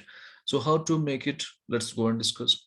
Keep your cursor in the first year value, select the rest. And if you remember, I told you there are certain keyboard shortcuts yesterday. Let's have a quick recap. To convert any format to number format, what was that? Yes, people, anybody? To convert any format to number format. Control Shift Control Shift and 1. okay. 1. So Control Shift 1 to convert any format to number. Any format to date? Anybody? Hyphen. No. Control Shift and hash. That is 3. Yeah, So hash. Yeah. Sorry. Control Shift 1 for number. Control Shift 3 for date. Similarly, to convert any format to percentage format. 5. Control Shift 5. Similarly, to convert any format to general format, there is a tilde symbol over here. The infinitive key above to the tab key is there. So Control Shift and tilde, the infinitive key, will be helping you to convert any format to general format. So let's go for that. Control Shift and tilde. Is it converting your format? All the commas have been removed. Data has been turned into a general format. So formatting part, you can always take care with our keyboard shortcuts. That will be very, very help you in saving your turnaround time. And that's the story. Yeah. I missed that year 1. Year we And just okay. it What shows the value, hash value. Actually, I'm I've got an urgent call, so that I'm going back. okay? If it is still showing the values, did you change Yes. your format of your date column with Control H? Did you change that? Oh, sorry, I missed that class. Okay. So do one thing. First, you select your date, first date of the calculation date column, and select the rest. Okay. Control Shift down arrow key. Okay. Then Control H. You'll be getting find and replace dialog box. Did you get that? Yeah. Yes. So find what you have to go for dot, typing full stop or dot symbol in the find what column. Then replace with you have to check in your system bottom right corner. What is the format you have of your date? What is the separator being used there? Is it hyphen? Okay, just go and replace with hyphen and then replace all. So now the entire things will be cleaned and your column will be showing a message over here. All this Yes. 1650. All done. We made. Yeah. Now your column will be cleaned also. It will be showing the values. Got it. Yeah. Got it. The final step, your column cannot show the details of having the comma separator. That you have to again convert to general. So you can select your entire year column and you have to go for a keyboard shortcut, Control Shift and tilde. This infinitive key is there. You have to use that with Control and Shift combination. So Control Shift and tilde to convert any format to general format. Got it. Thank you. Right. Welcome. So data clean 2, people, we are clear with that. Any questions from this sheet? Anybody? No. Fine. Let us proceed to our next example. Data clean 3. Okay. So now I'm going to take you through over here a simple example. But before that, let me put the data in a story format. Most of the time, what it happens, people, while we're working with the spreadsheet application, we do not get our data in Excel all the time. Sometimes we receive in Notepad, sometimes in Word document, sometimes in PDF, sometimes in SQL table data, MS Access data, or we get various platforms the data. Like now, what is the problem? If you see in the other platform, the data seems to be well tabulated, well organized, and it is beautifully formatted. But when you copy that data and paste in Excel for doing some kind of calculations or analysis, our problem starts. What happens? When you try to paste it, it pastes the data completely in haywire fashion. Automatically, the row height will be increased, the column width will increase, the data will scatter here and there. We do not have any control in that. And our job becomes tedious unless and until you bring all the data, placed it one place, they cannot work further. This is what it happens most of the time. You would have also experienced about that. Do you agree with me? Yes. Yes. Right. So in those cases, how to deal with, how to make our data ready? Let's go and discuss. So we have got some data, something like this. So we are going to discuss. Now, suppose say I'm going to take two persons' name from our group. Say one is our friend Pranjali and the other one I'm going to take Komal. So Komal, are you there? Able to hear me? Yes. Okay. So I'm taking two names of yours. Is there any objection? Not at all. Thank you so much. Now, suppose say take an example. Our friend Pranjali, she is working in a bank portal. She is working in a bank software. He has opened and is in her laptop. She is working in a bank portal. And where she is watching that, the bank account number, bank name, bank code, everything is there, well organized. And she has exported the data to Excel. She closed that bank software. She has come out of that. And when she is watching that Excel file, the entire data is dumped into a single cell like this. And like this, 10,000 entries are there. Everything dumped into a single cell like this. Now, she did not have any idea why and where the thing has gone wrong and what to be done next. She's completely clueless.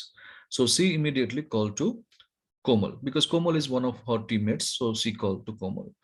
Komal, I have got the data like this, some 10,000 cases. Can you please help me getting the bank code alone in the next column? This is what Pranjali is asking to Komal to do the job, right? Now, Komal, what's your plan? How to get it executed? How to get only the bank codes for those 10,000 cases?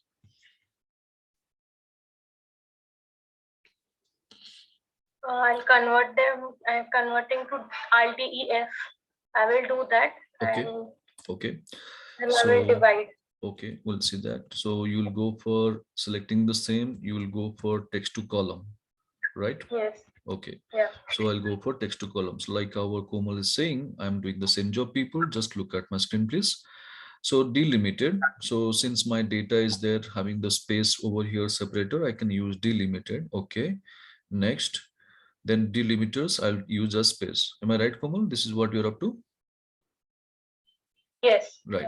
Now, the moment I go for finish, what happens? Just see.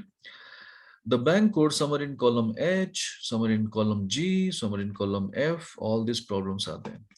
So again, I have to work out with each and every cell to find out my bank codes. So Komal, is this the right option you believe? No. So definitely, Pranjal will not be happy doing the same, checking one by one. No one will be happy. So this is ruled out. Now, being a friend to Komal, anybody is going to willing to give you a helping hand? Yes, people. I told you a story. I gave you the problem. You have understood the scenario. We tried one option also. It is not working out. We are clear. Is there anything else I can try out?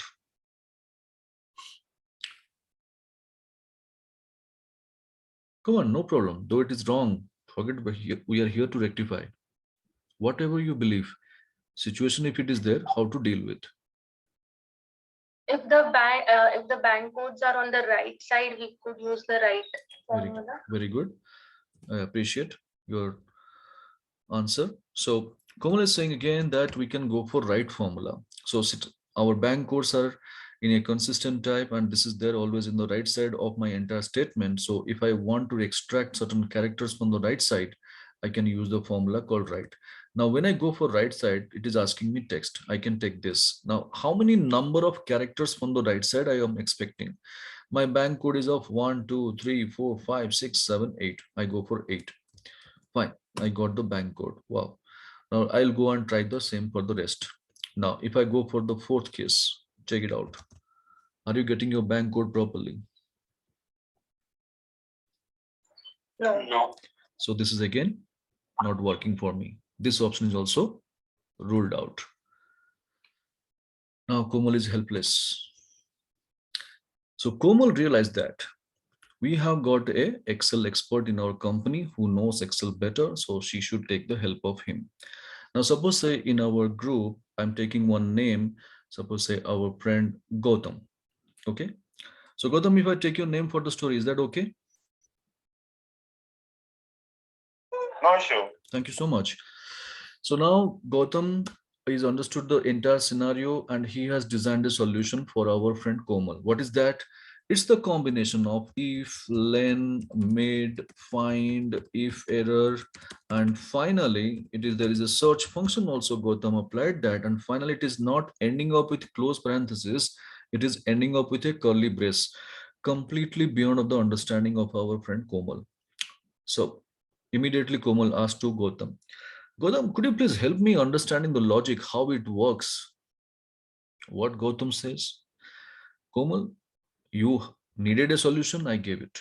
I have my own work to do also. If you are really interested to know about this, please call me after 5:30. I will help you out. This is how Gautam replied. Of course, he has also his work to do. Now, without understanding the logic, our friend Komal, when he tries to apply this over here, sometimes it works, sometimes it fails, because our data is not of consistent type. So this is the reason why text to fail fails, right formula fails, this kind of multiple nested formula fails. Now, when all those things are not working, our friend Komal frustrated, but she has to deliver the job. Finally, what is the option left? The original track. What is that? Copy, paste, copy, paste, copy, paste.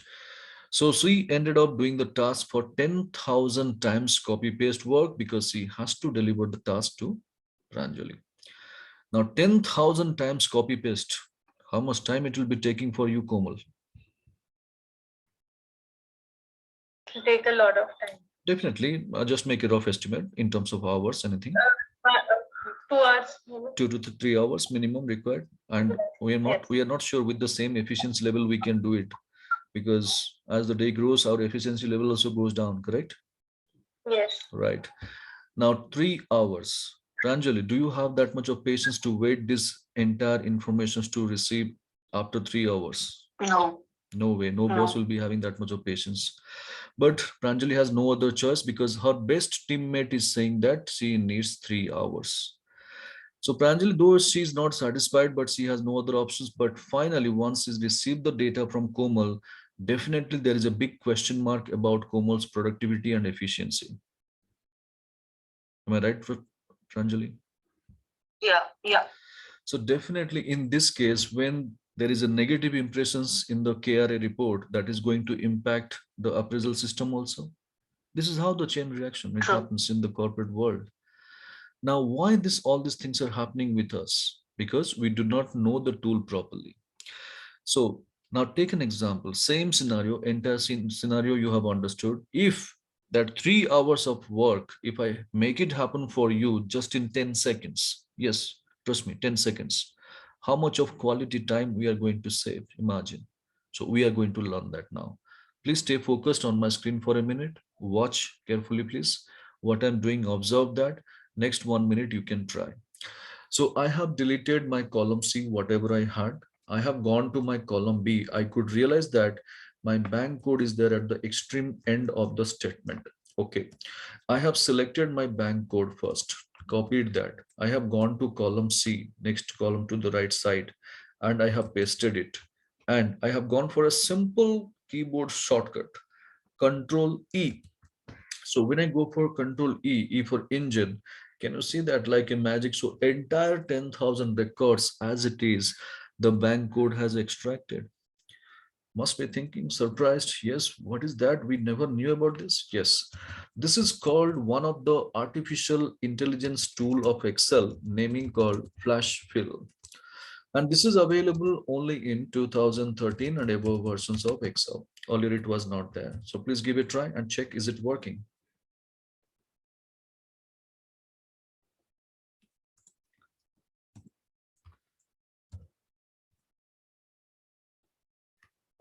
Yes, it's working. Right.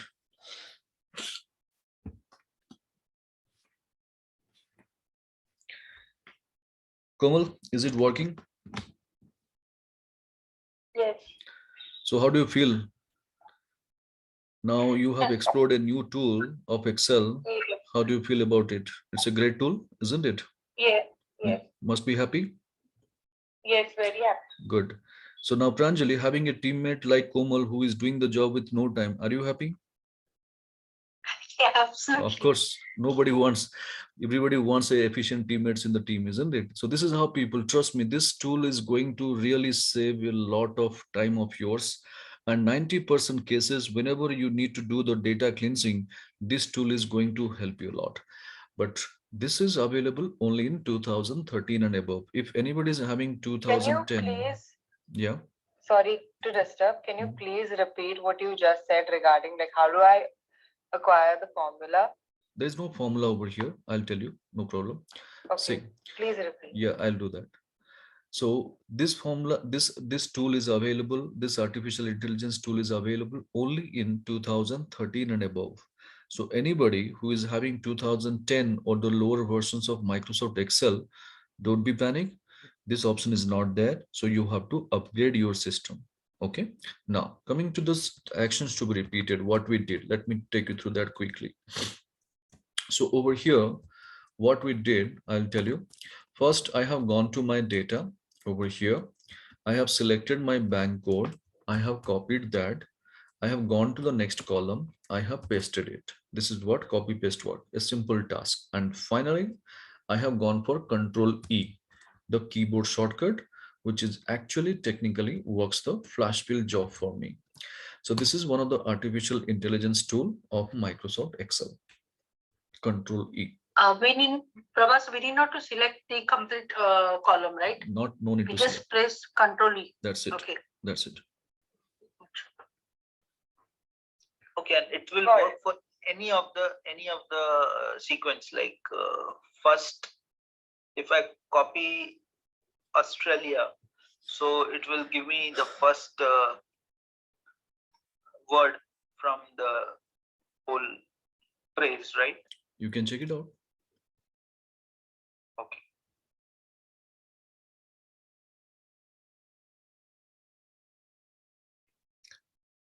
Hope Control E is clear and how it is getting our data we have understood. Or any question still running in your mind, feel free to make it clear. No, just on that. It's take only before the space, right? Well, that's a good identification. So what you have understood, did you apply any kind of formula? Did you apply any kind of formula? Did we give any kind of logic in this?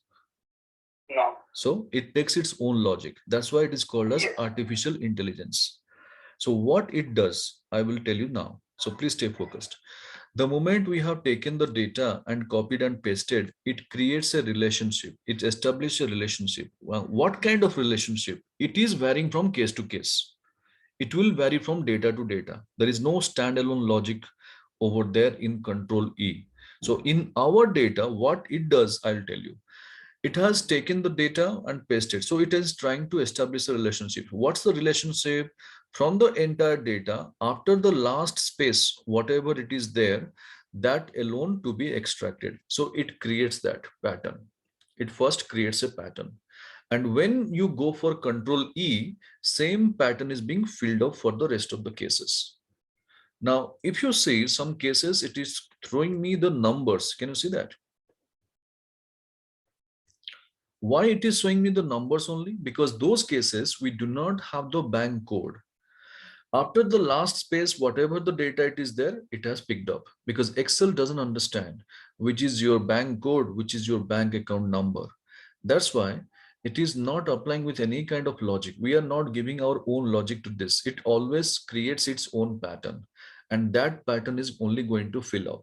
So Control E is nothing but the pattern fill. Flash fill is nothing but the pattern fill. Hope it is clear. Yeah. Yes. Yeah. Prabhas, Yeah.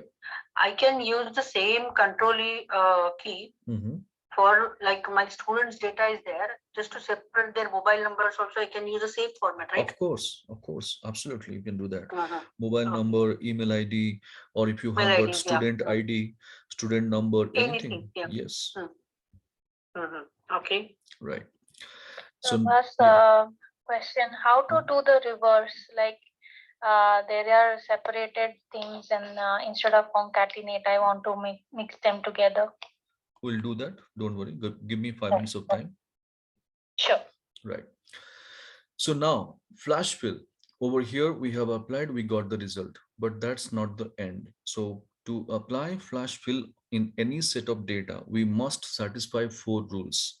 So it's not like blindly I can go and apply flash fill with any kind of data. No, that's not true. So before proceeding further with the rules, one more thing I would like to share is, suppose say you may ask me a question, Prabhas, I'm a bit doubtful I can remember all the keyboard shortcuts, because I'm a bit having the fear in the mind. And I am the person who always believes in working in the menu options. So could you please help me where this flash fill is available in the ribbon options? Yes, I can do.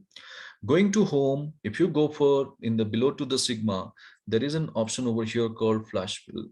So here you go and navigate this tool. This is called your fill option. Okay. And when you go for this, automatically it will show you a option called flash fill. Can you see that? Home, fill, flash fill. This is the location number 1. You will be finding the flash fill any point of time. Suppose you forget Control E, from here also you can navigate and do the operation. Next option, going to data, we do have an option called flash fill over here.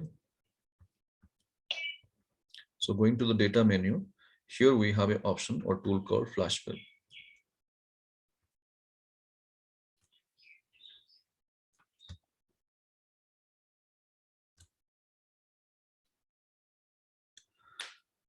So these are the 2 locations where you find your flash fill. Hope it is clear where I can get in my ribbon menu also, right? Now, I'm going to take you through the flash fill rules. So first you please look at my screen, understand, observe properly. Then I will give time for you for rest of operations. Don't worry. So flash fill rules, very, very essential things which you must know, remember, I told you. So let me first take you through the flash fill rules. Rule number 1, flash fill says that, let me take you through. Ensure there is a blank column. There is a blank column next to data column. Like if I have got a column of data naming called column B, my column C has to be blank. If column C is also containing data, I must create a blank column towards my left. Then only I can operate with flash fill. So this is called ensure there is a blank column next to the data column. Hope the first rule is clear.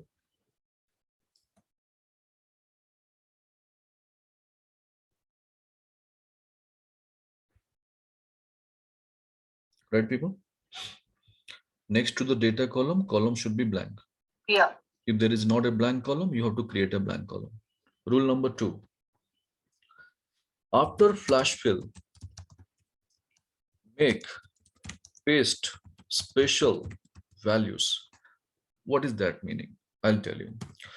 We have got flash fill applied. We'll select our data. We'll copy the same. We'll go for right click upon the same. You will be getting an option called paste special. And why we use paste special, making it the entire formula. If you have something, we replace the formulas with the cell value. This is how we do in our routine activities. Now here, the data alone we copy, right click, paste special. When I click, there's an option called values. This is what we need to go for. Why? Is it mandatory? Yes. Why is it mandatory? I'll tell you. If you have applied flash fill and you have extracted your data, you have saved the file. Tomorrow, when you try to reopen the file, at that moment, the data will get automatically changed. And this is the reason why, to safeguard our data, what we have extracted and retain as it is as a static format, we have to go for this operation. Rule number 2, after flash fill, make paste special values. This is rule number 2. So rule number 2, is it clear? Yes. Can you please repeat? Yes. Selecting the data after flash fill, copying the same, right click upon the same. There is an option called paste special. You don't need to go and navigate like this. You just click on that button, click on the option only, and it will take you to a dialog box where values is there. So this values option you have to select and click OK. So this is what rule number 2 over here after flash fill, make paste special values. I'm not able to do that. Can I please share my screen and show you once? Yep.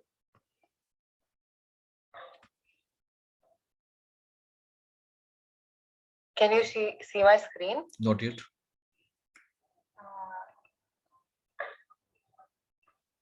Okay.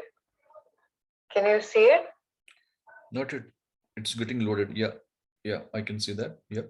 So I'm doing as been told. Paste. I'm going to paste special and No. First copy. Okay. Copy in the sense I have to click. Okay. Control C.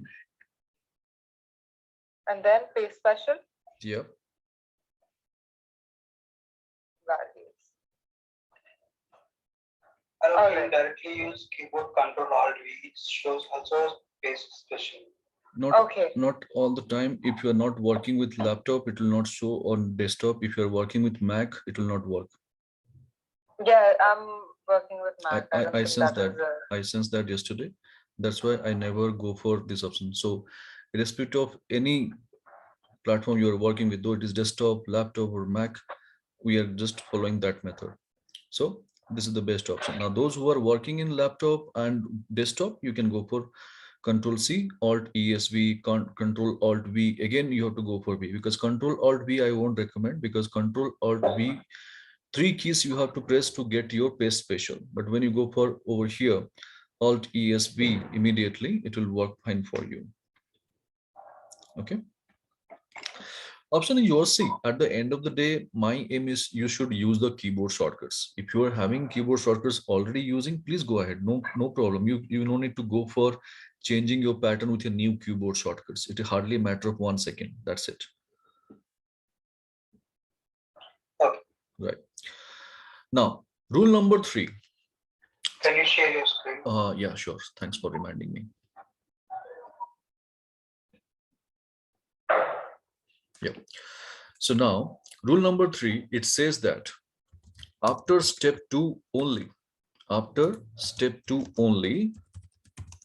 create your data header.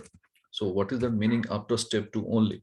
Like when you create your data and then you make it as paste special value, then only you should go and create your header called bank code. This is what we are talking. Now, what does it mean? I'll tell you. See, suppose say you have created your data header first, okay, and you are trying to do copy paste, then going for Control E, it will not work. Sometimes it will work, sometimes it will fail. So that's the reason why I make a thumb rule.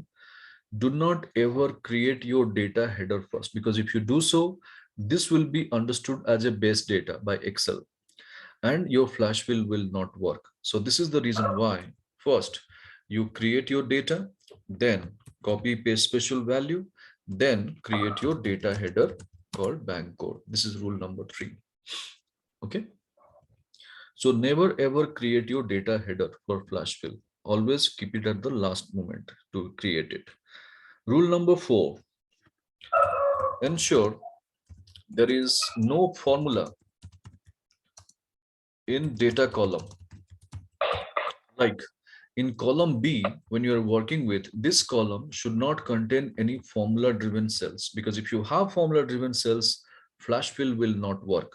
So in that case, first you have to select your column, copy, paste special value, then only flash fill will work. So these are the 4 rules, people, you have to always keep in your mind whenever you go for flash fill operation. So I have pasted in the chat box. You can turn into your own language or your own understanding, whatever it is, XYZ. But these are the basic rules. Hope these rules are clear, people. Any questions? Yeah, Prabhas, Yeah. if you go column C4. Right. C4. I can see in the starting this apostrophe over there. Right. So will that impact on the working on this data? No. And why is it so? Yeah, I'll tell you. It depends upon your control panel system or regional settings, what you set it across, and what is the use of our apostrophe. I'll tell you. For that reason, you need to understand certain concept of our Excel. See, whenever we go and type in Excel, no need to do anything. Just look at my screen, please, everybody. It's a good question he has asked me, so I would love to explain that. When I type something, how many characters are there? It's about 10 characters. Can you see? Do you agree? All the characters are visible. You are able to see all the characters starting from 1 to 0. Correct. If I go back and add one more, able to see? Right. If I go for adding one more, can you see now?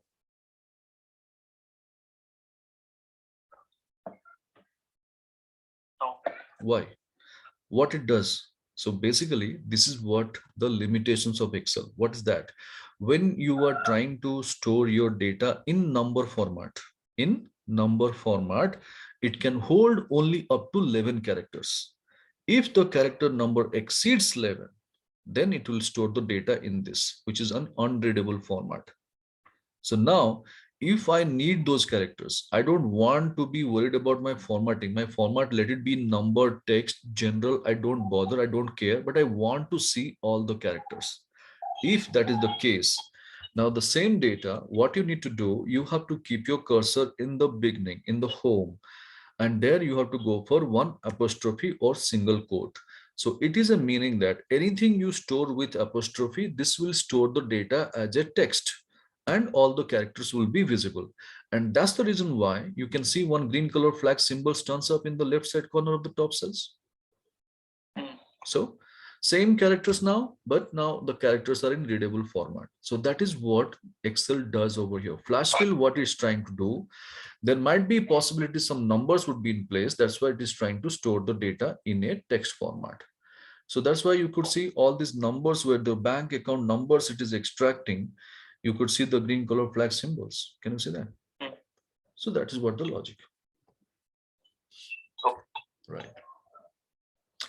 All right. So I believe flash fill rules are clear, people, for everybody. Any questions before going further?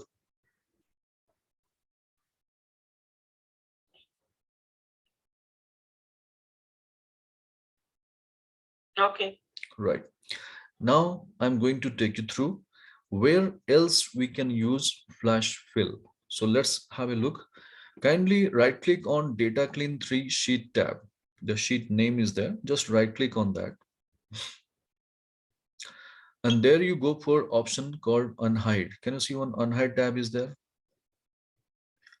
If you go to unhide, you'll be getting a list of sheets populated in the dialog box. And there is a sheet name called text challenge. There is a sheet over here naming called text challenge. Now select the same, click OK. You will be finding one more sheet turns up naming called text challenge.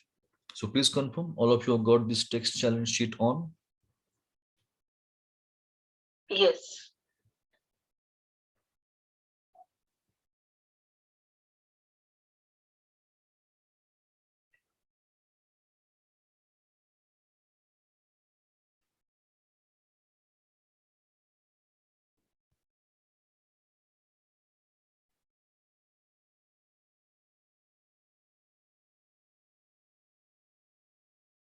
Can you repeat again, please? Data clean 3, any of the sheet tabs, right click, unhide you'll be getting, and you'll be getting the sheet name called text challenge in that dialog box. You have to select and click OK. So that the sheet called text challenge will be popping up. Yes. Right. Now let's go and focus with our example. Suppose say, take an example, I have downloaded a report of my employees or student database, anything you name it, or your vendor name, anything you name it. The name is there appearing in 2 columns, like first name and last name. My boss is not quite happy watching the same. And he's telling me, Prabhas, if this is the name, why don't you put it in 1 column? Why you are separating in 2 columns and showing it unnecessarily, increasing the column width and all? So basically I need to combine the data. So how would I combine the data? What we do in that case? Yeah, people, anybody? Any suggestion? Concatenate. Right. So we have a formula called concatenate over there. This is for your information. Do not use this. Yes, do not use this. I know you might be started typing also. Don't do that. So this is for your understanding. There is a formula called concatenate whose job is to conjoin or combine multiple cell strings. And I do not recommend this because this is a lengthy formula. So what's the replacement for the same? Equal to taking the first name using ampersand, that is called and symbol. Okay. And what will be happening? My first name will be combined with what? We need a space between the first name and last name.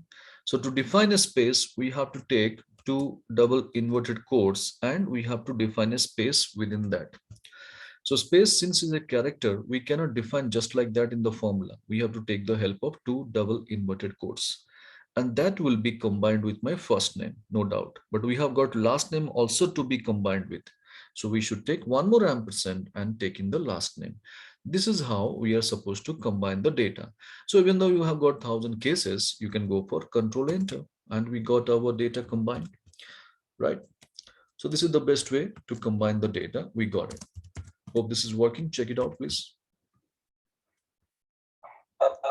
I have a small doubt on this thing. We have a date, but in that date we want only front, month, and then hyphen, and then year. How can I get that? Do I need to say that? No. I have a date, and in that date we want first month, and later it's character was underscore, then year.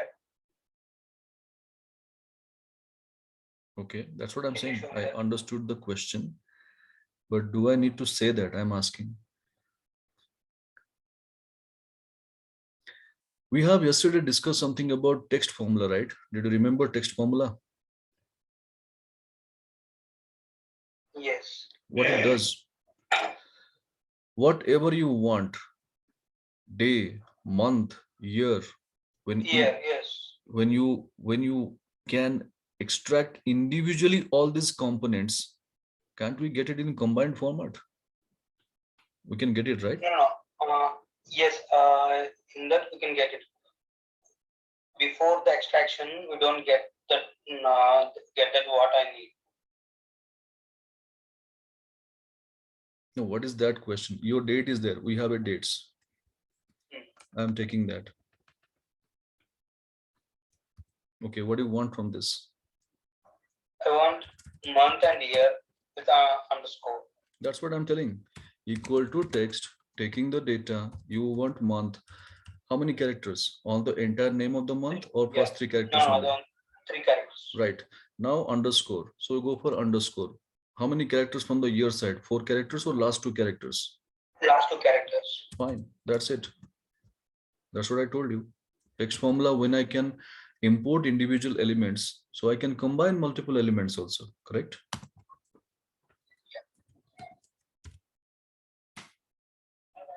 And if I want all the rows, that is what is written 19, 20, 21, 22, 23 to be part of K, K20 as a statement.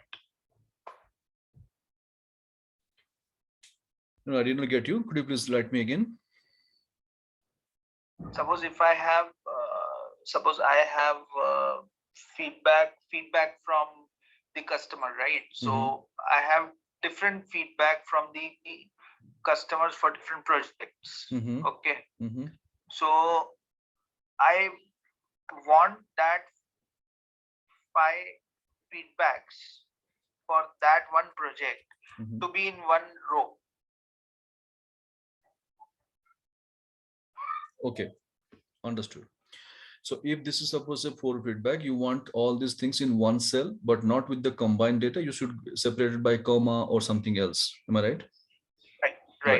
Right. What you can do is you can go for this over here.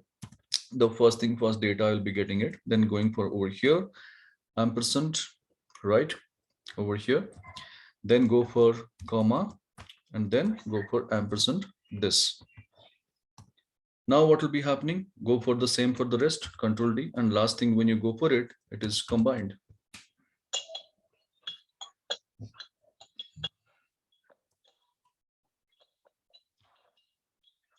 Like if you remember, the moment we go for data presentation, the sheet we discussed, right? The YTD column. First we take this column exactly YTD value. Second thing what we did, taking the previous column, previous cell YTD, we have taken the current value. Same logic we are applying over here. Nothing else.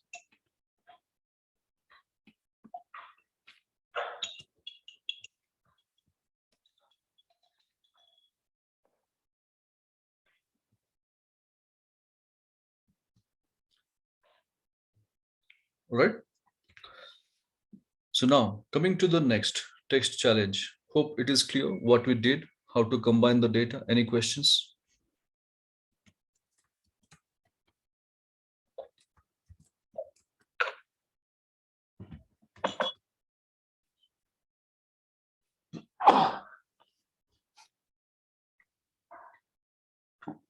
Excuse me. Yeah.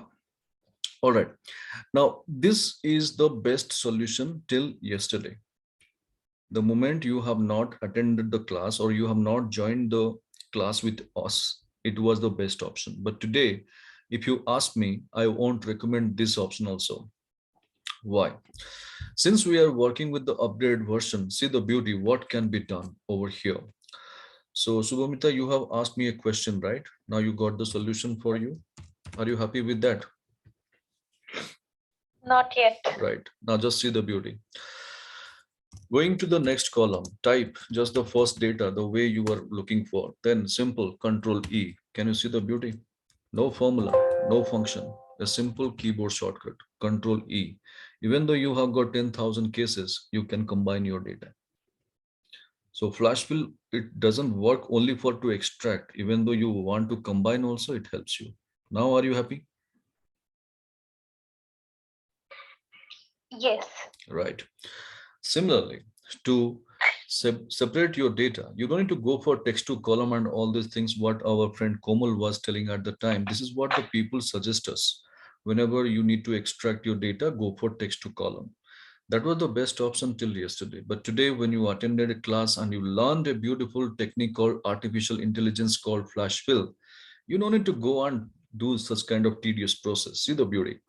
I have got the entire data in one column. I will go to next column, type Hari, next column, type Shadow. Hari, Control E, and Shadow, Control E. Done. No formula, no function, just 2 times keyboard shortcuts operation and entire 10,000 records is separated. Can you imagine how your speed is going to increase because of flash fill? How did you separate this, Prabhas? Yeah, you can go for this typing Hari over Again, here. Control E. Yes. Hari, Control E, Shadow, Control E. Okay. Right. So Komal, what's your opinion? Do you still would like to use your text to column? So now I will use flash fill. Definitely. So this is how we have understood how our artificial intelligence Microsoft has designed. It's really going to help you a lot. Hope this is clear, people. Yes. Right. So Pradeep is asking, what if there is a set of information? What is that meaning? Pradeep, could you please more elaborate on this? No problem. If it is name, address, phone number, email ID, date of joining or date of birth, anything which is mixed up, no problem. Still you can extract it. As I told you, as long as flash fill is able to create a pattern, your job is done. If the pattern is missing or the pattern is not able to create, then flash fill will fail. So that's why I told you 90% cases you can clean up your data with flash fill. So rest of 10%, when the data is not of consistent type also, of your data is not exactly able to create a pattern by flash fill, then it will be failing. Right?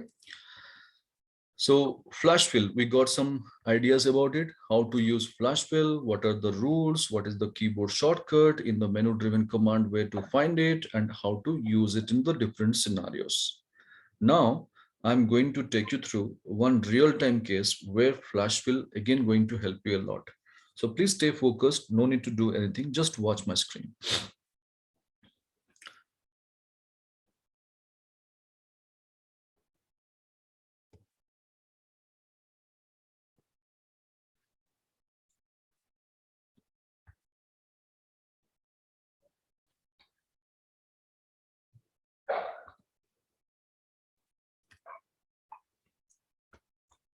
See, most of the time in the industries, wherever you are working with, the bill of material case, the BOM case, we call it as, okay? When you download the data from SAP or ERP system, it always created trouble. What is that? It always comes with some leading zeros, either towards your left or right, something like that. It might be having a problem. And then our problem gets more. What is that? Unless and until I clean up this data, I cannot work further in this. Neither I can apply for a VLOOKUP, nor I can correlate this to any other example or data I have, or nor I can do the reconciliation activities over here. So how to clean up this data? How to extract only the data of my metal codes? So if I go for find and replace, when I replace my zeros, my existing zeros of the metal code also gets replaced. Again, problem. So this was a major problem since 1985, the version of Microsoft Excel, till 2010 version of Microsoft Excel. It was a problem. People used to end up writing a lengthy statement, and it was really taking a lot of time to execute such kind of task. But today, see the beauty, since we are in 2013 and above, what can be done? Though my metal code starts with alphanumeric, no problem. Either one alphabet, two alphabet, there is no consistency also, no problem. See the beauty. Control C, I go to the next column, Control V, and there I'll go for Control E. Done, bang on. 10,000 records, even the 1 lakh records, it will work like a charm. With your blink of your eyes, entire data will be cleaned. Can you imagine? You did Control E, right? Absolutely. So this is how people, as I told you, as long as it is able to create a pattern, this is going to work fine. Pravas, E stands for what? What are the box we are getting? Which this is nothing but the flash fill purpose, some extra boxes like undo filling, accept suggestions. It will be the flash fill suggestions. Yes, Control E. Yeah. See, Control E is nothing but there was no other keyboard shortcuts to map it. That's why Microsoft configured Control E. There is nothing to stand by Control E. But yes, when you go for MS PowerPoint or MS Word, Control E for central alignment. Yeah.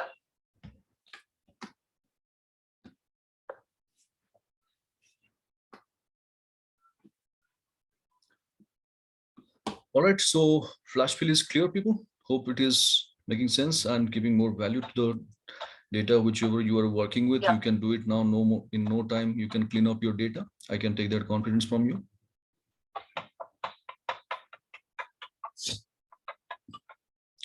Now, suppose say, take an example over here, flash fill we did. We got our bank code.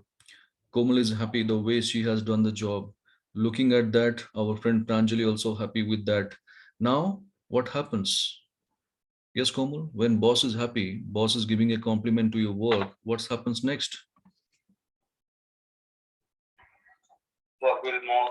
Definitely. Workload increases. Yes, be prepared for that. So same thing happened with our friend Komal also. Now, Pranjali is saying, Komal, could you please get me the bank account numbers for all these cases? You got the bank course. I'm really thankful for that. But could you please help me getting this bank account numbers? So how will I get that? Simple. As I told you, always follow the rules. Next to the data, column should be blank. So let's go and insert a column. How to insert a column? Alt-IC. Alt-IC. Insert a column. Yeah, Chaitani, could you please keep your mic on mute? When you have any queries, you can ask me. No problem. Sorry. Yeah, no problem. That's fine. It happens. So here, now the first rule, next to the data column, column should be blank, and we have that.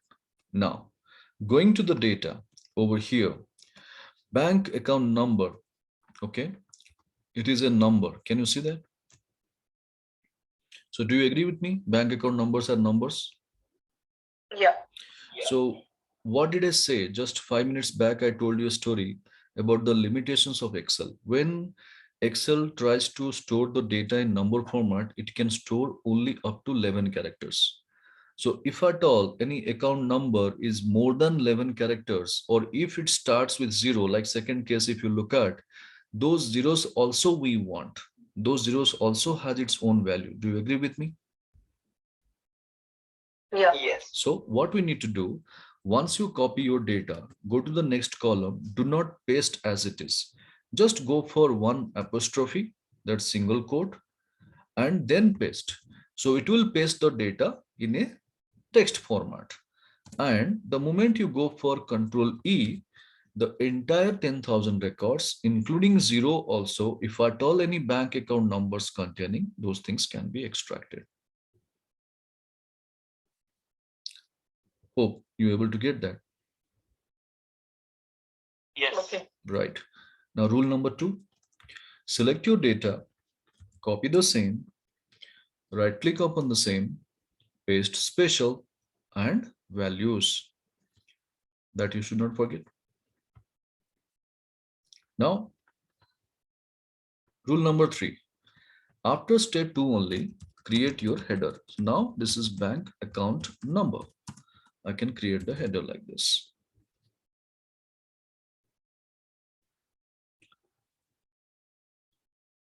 Okay.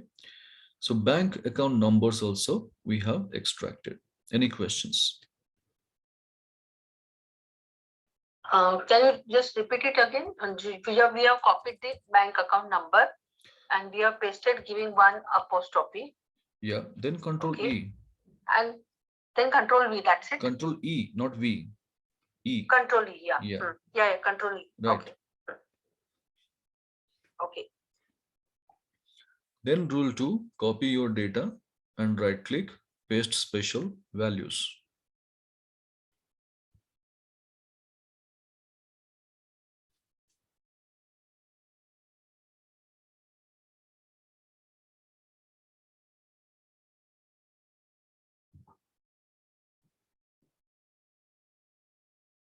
No, I'm not getting this.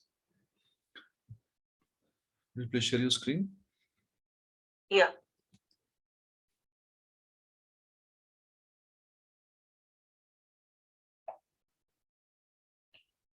See here, I have created one column. Okay. Then I will just copy this number, a bank number, Control C, and in this column, I will give the one apostrophe and Control E, right? No, Control V to paste. Because first you paste Control the data. V. Yeah. Then hit Okay. enter. Then hit enter. Okay. Then go back to that And cell. Control. No, go back to that cell which you have created now. Okay. Yeah. Then Control E. Yeah. Got it. Yes. Okay.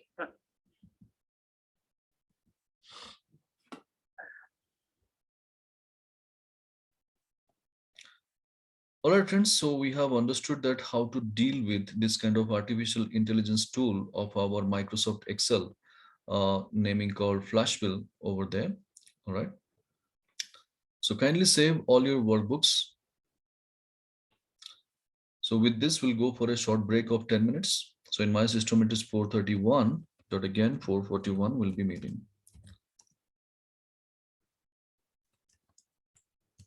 Okay. Yeah. So you can have a brisk and come back soon. We'll discuss the rest. So I'll be in mute. I'll be back in 10 minutes.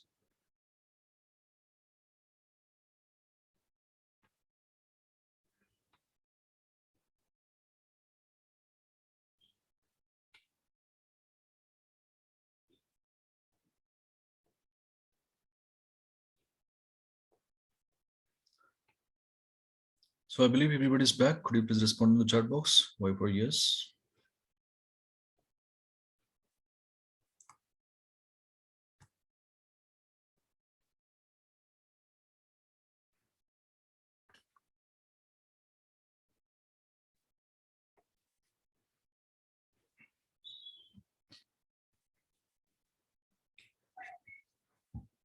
Hi, I have a small doubt. Yep. So when I did as you told, Mm-hmm. and I have applied first did Control V, then Control E, I am getting digits as in plus 11, plus 12. That is what I told you. When you are pasting it, you should paste first the apostrophe, then paste. Okay. Yeah. All right. So when you paste anything with apostrophe, that will be stored as a text. Why you are getting plus IE symbol? Because Excel cannot hold more than 11 characters if it is in number format. This is what we discussed first, if you remember. Yes. So this is the reason why you are getting that. So you have to first go for apostrophe, then paste. Automatically it will be stored as a data in the text format. Okay. Yeah.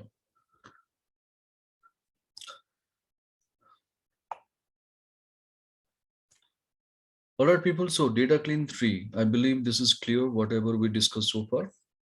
So Prabhas, Yeah. if it is more than 11 characters, it will show the green color on the side, right? Yeah, if you do not want that green color symbol, if it is really annoying, you can do one thing. You can select only the data, and then you can see that plus that yellow color symbol turns up. You have to go for ignore error. You should not go for convert to number. You should go for ignore error. So the green color symbols will be no more available. Yeah, yeah. Mm-hmm.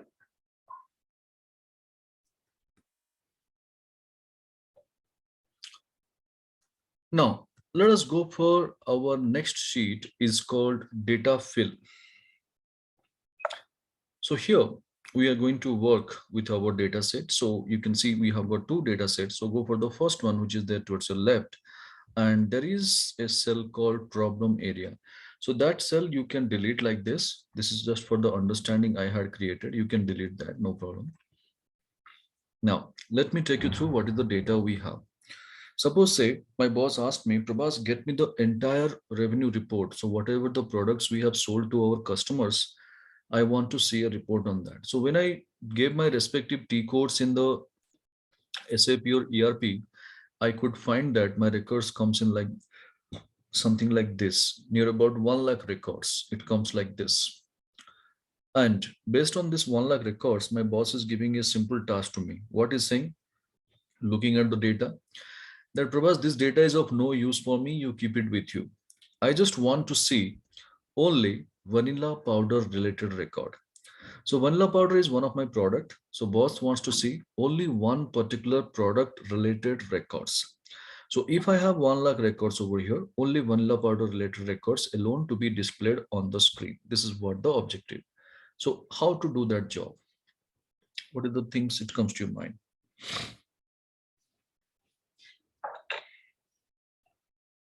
We could use filter. Simple. So filter. How to apply filter? We discussed one keyboard shortcut, Control Shift L, right?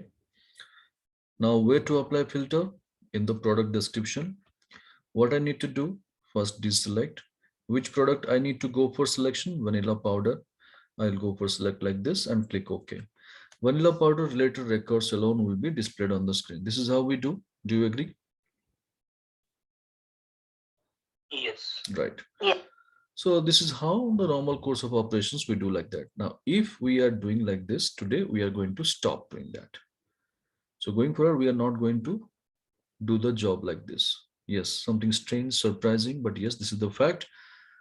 Where is the operation? Where is the thing that's gone wrong? Not with the data output. Data output we are bringing up with the mark. But the way we have done the operation of filter, we are not supposed to do like that. Why? What is the thing that's gone wrong? I will tell you.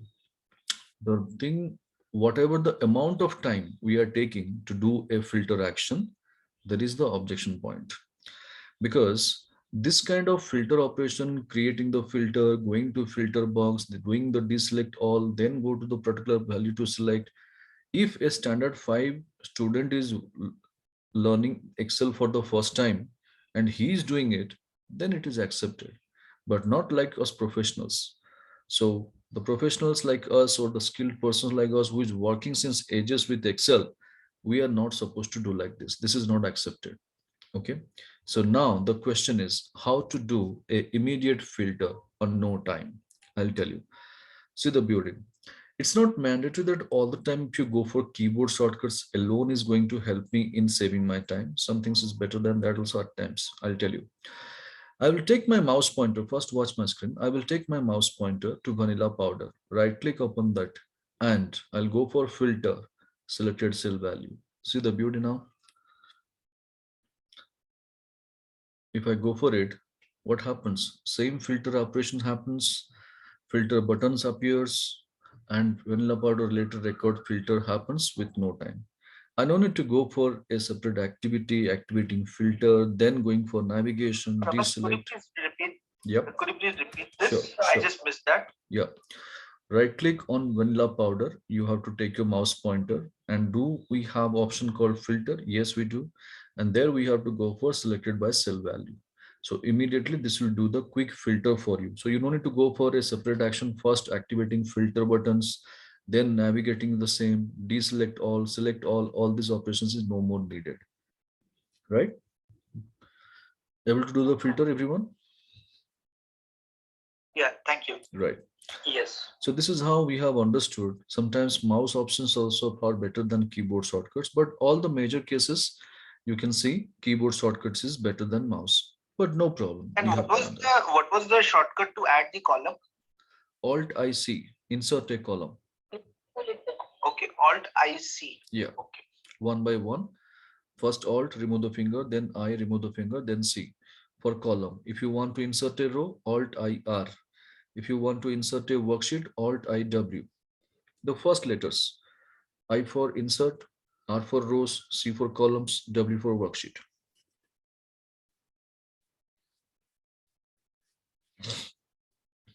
All right. Now, I believe everybody is clear with the filter operation. What's the improvement we made? Right. Now, Yes. my boss is not happy watching the same.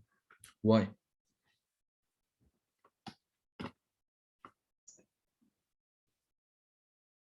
Repeated name. Not exactly. See, this vanilla powder related to which store, which city, which unit that is missing. Can you see that? Yes. So store detail column is missing. That's why my boss is not happy. So information is there, but it is incomplete. So why it is like this? If you look back your data, you can see only the first row item is carrying the city or store name.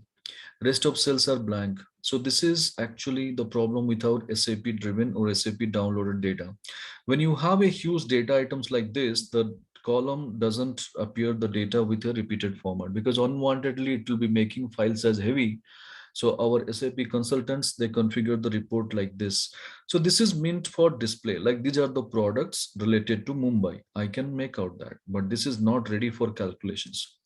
So in this format, as long as the data is there, neither I can do filter, nor I can prepare pivot table, nothing can be done out of this. So first we have to make our data ready for next level. But how? By just replacing all the blanks with the respective city names. So we have got 1 lakh records. How to do it for those cases for the 1 lakh line items? Let's see the beauty. Keep your cursor in the store detail column. The header is there. Yep, store detail. You can keep the cursor there and select the entire column. What you have, select the entire column over here.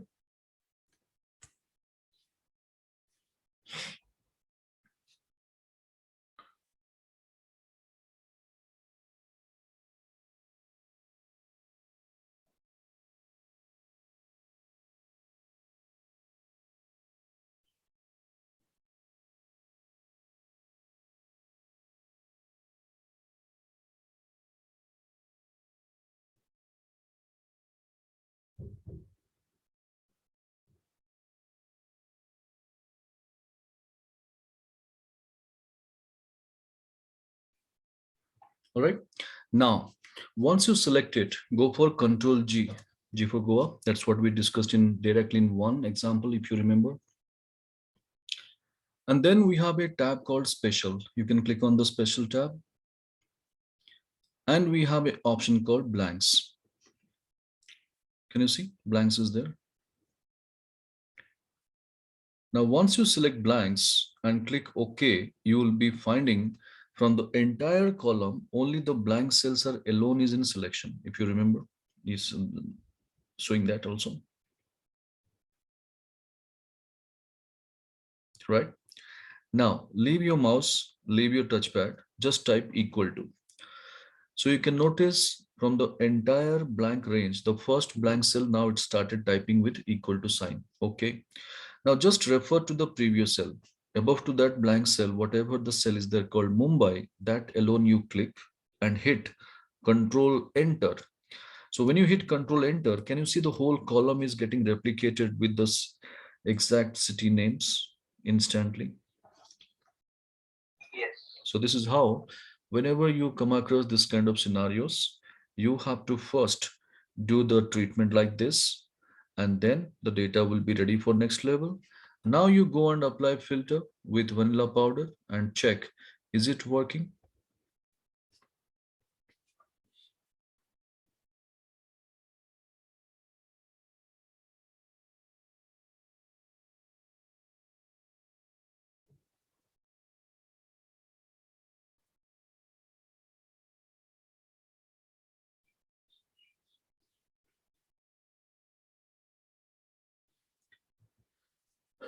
Right. Prabhas, can you repeat all the process again, once again, just? Yep. So, you are selected and then? Yeah, selected, then Control G. You'll be getting the go to dialog box. Then you have a special button. Yeah. If you click, it will take you to the go to special dialog box where blank option is there. Correct. If you select and click OK, just watch. After clicking OK, just watch. Is it selecting all the blank cells from the range? Yes. Right. Yes. Yes. Right. Now leave your mouse, leave your touchpad, just hit equal to, type equal to. Got it. Yeah. Then refer to the previous Enter. cell. Yeah. Refer to the previous cell and Control Enter. Got it. Yeah. So this is called our time saving options, people. Yes, Pradeep, this is really going to save a lot of time. So let's, friends, do a hands-on practice. We have got the similar data like case number 2 in column G. We have got the same store detail. Kindly do the practice over there and please fill the column with the respective city names. Kindly do it.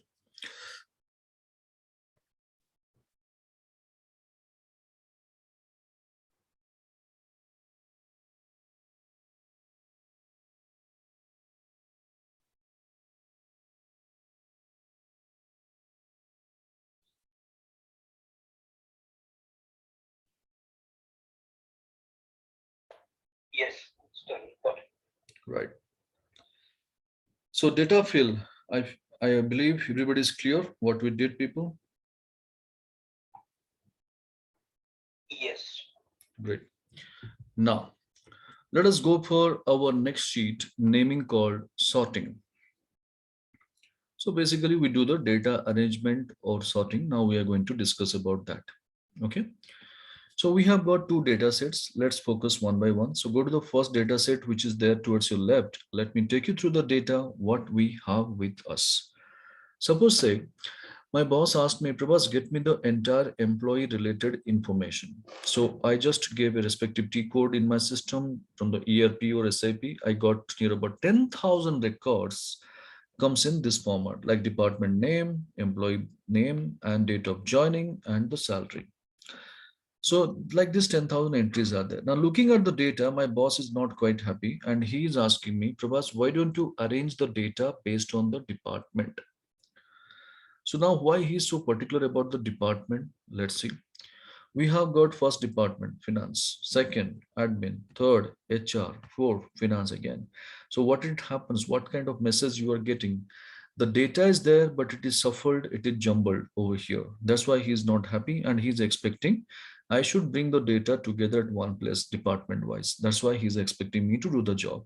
So basically we have a data, but we have to bring it to a meaningful format. So whenever you want to arrange your data, we have a data arranging tool called sorting.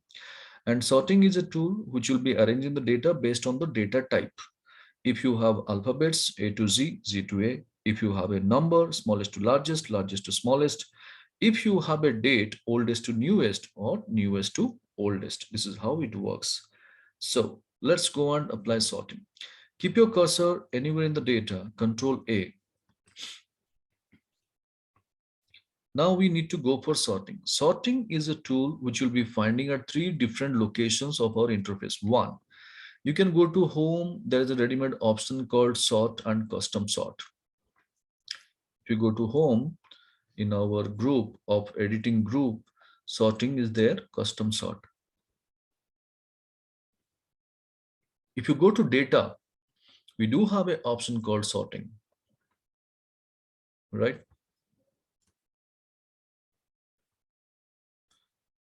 Or if you can go for right click upon the data also, we do have a ready-made option called sorting custom sort, right?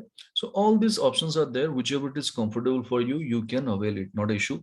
But if you ask me, I always believe in working with the keyboard shortcuts. So what is the keyboard shortcuts I should avail? Alt DS, data sorting. Alt DS. Check it out. Is it working? When you select your data one by one, Alt DS. First Alt, remove the finger, then D, then S. Are you getting the sorting dialog box, everybody?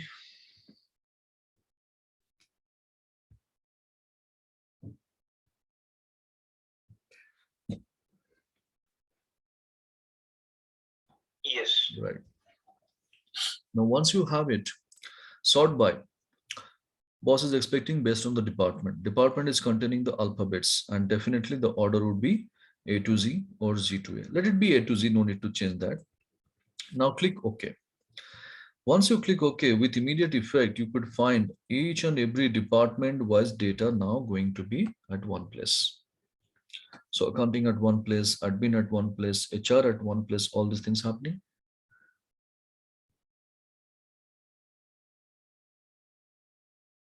Hi, since I use a Mac, I do not have the option of Alt. I have option, and when I'm using that, it is not working. Right, because certain keyboard shortcuts in Mac, it is not enabled. And whatever Windows-based keyboard shortcuts will not be matching with Mac keyboard shortcuts. So Okay. I'll do one thing. I'll be mailing you all the Mac keyboard shortcuts. You can practice upon that. Don't worry. Okay? Yes. Yeah, I'll do that. Thank you. Welcome. Prabhas, after Alt DS, what did you do? The dialog box is there then? Sort by. The first drop down sort by is there. Sort by. Okay. There you have to choose. There you have to choose department. Okay. Then fine. Yeah, extreme right. You have to go and click OK. That's it. Fine. Now, once I made it and presented it, my boss is still not happy. Why?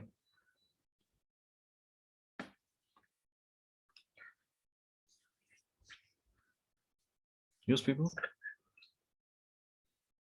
And we know whatever you do also, he will not be happy. Even though you give 100% also, he will not be happy. That's a different scenario. But now why he is not happy? Can you identify that? Keeping yourself in the audience shoes, you can just think about it.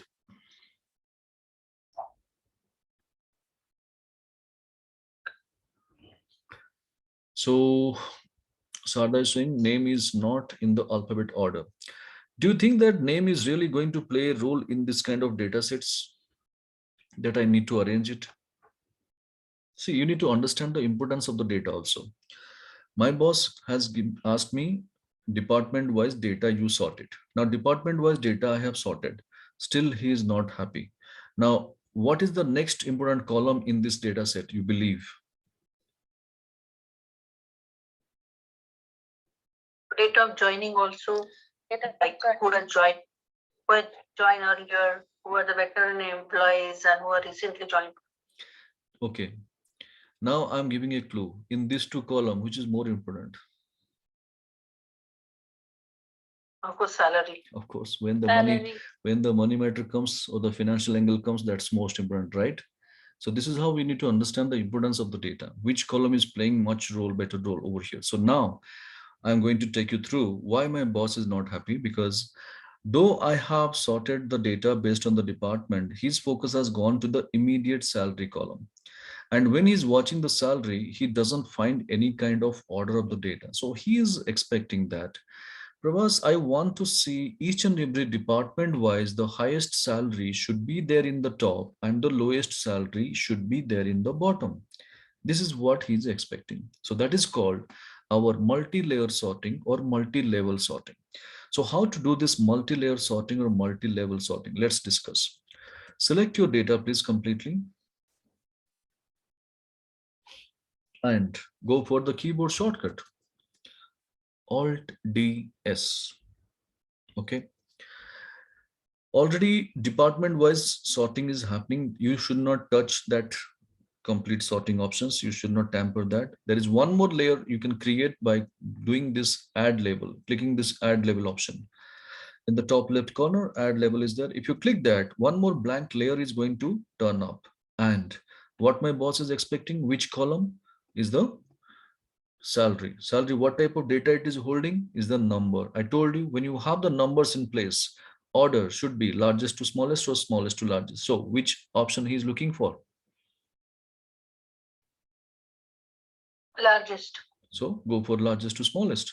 And the moment you click OK, with immediate effect, can you see exactly each and every department wise, the highest salary will be in the first row, the lowest salary will be in the bottom row. So this is how we have understood how to arrange our data and bring it to a meaningful format and add more value towards our presentation. Any doubt, any queries, please ask.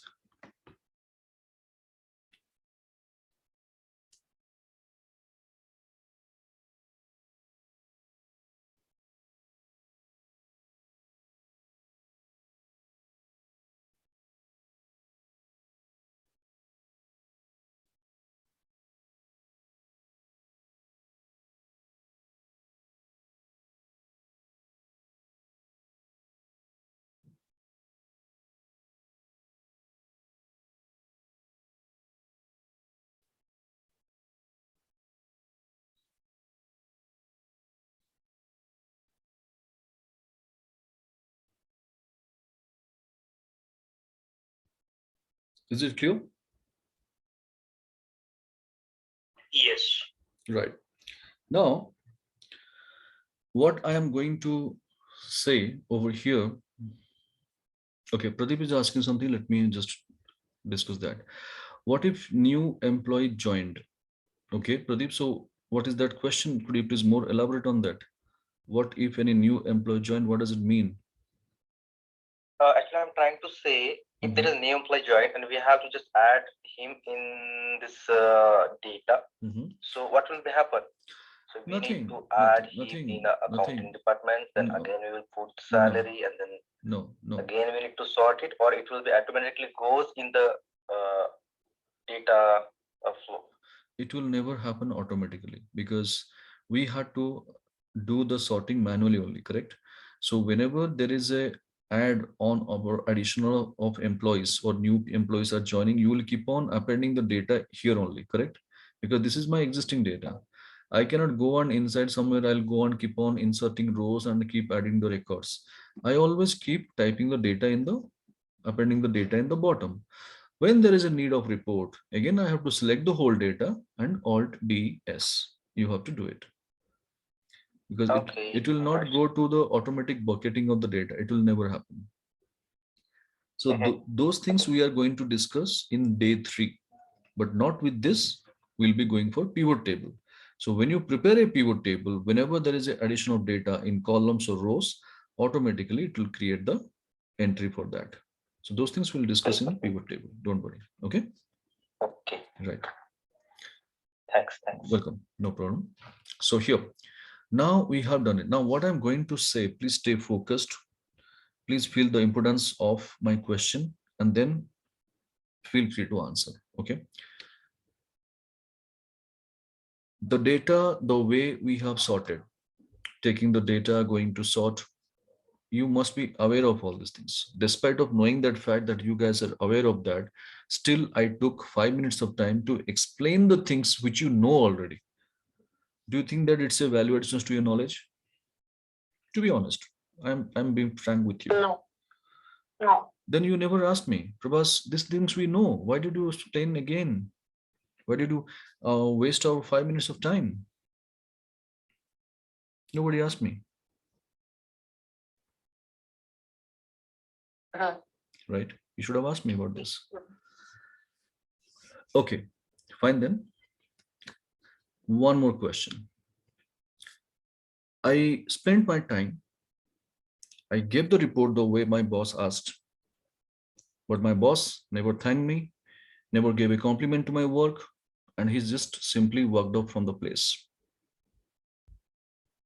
Why? One more question. I'm spending my time, I'm giving my efforts to the work, and when I'm presenting to my audience is not happy with my presentation. Then what is the point of doing such kind of work? Valid questions? Yeah. So, answer. Anybody would like to give? Format of the salary. Format. Do you think that that is really making a big difference? People are not happy?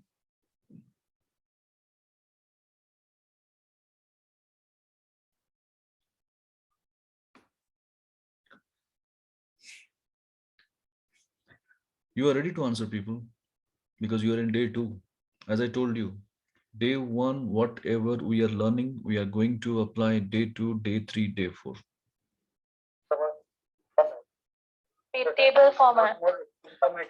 Table format. Okay, more informative. What is the meaning by more informative? How to add the more information in this? Like if for salary, we need to add that number, sorry, account format or something else. Okay, table format. That's what we discussed. Suhamita also told that we can format it as table. That's what we learned. Very good. Okay, we can do that. What else? This is not the presentable, it's not looking like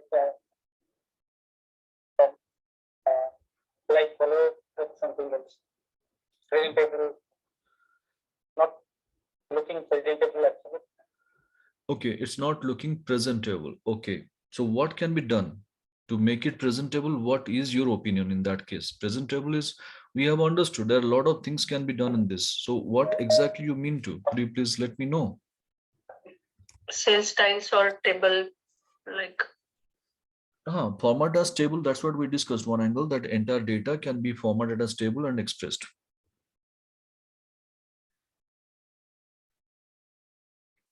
But how can we add the more information in this? Like formatting is okay, presentable, but adding information would be different.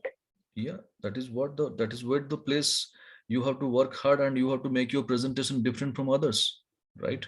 See, the date of joining is different and the salary is also different. So boss might be would like to see that who has joined earlier and whose salary is higher, like something different sorting has to be done. Yeah, we did it. That's what we did.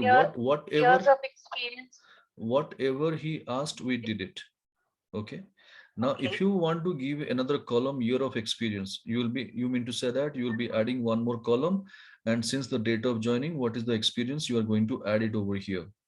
This is what you are talking. Okay, we can do that. But how it is we can use the today formula and right. What we discussed about date formula, we can do that. It's not an issue. But correct. But the thing is, how it is going to play much role. I mean, my boss is going to really be happy with that.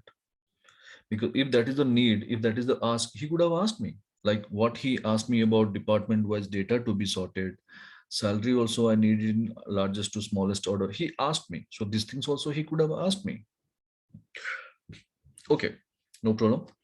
So I would like to thank you, those people, those who have participated in the discussion, and your audience also, they can also focus on these things. No worries. I will tell you simple way.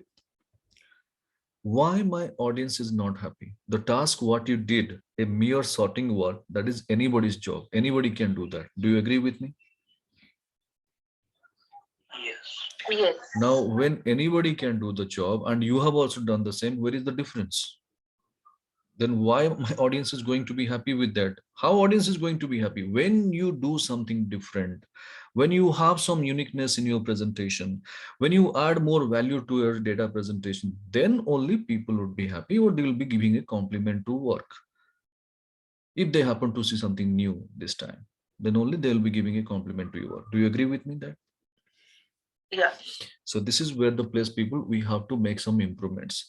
That's why I had to take you through those things which you are already aware of, but still I wanted you to give that feel that whatever the task we are doing or presenting, the way we are making a presentation, we have to always make an improvement on that, and always try to focus how to make your presentation different from others.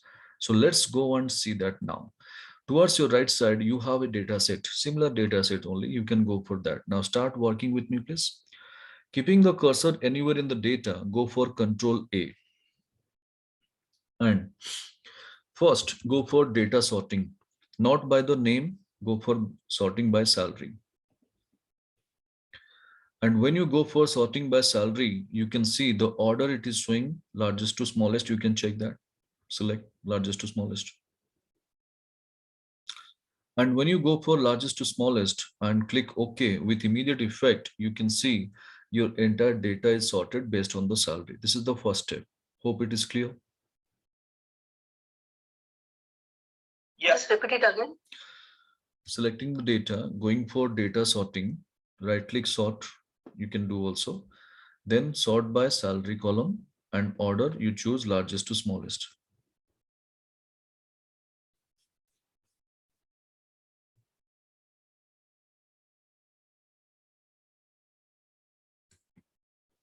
Right? When you click OK, can you see the first salary turning out 49,942?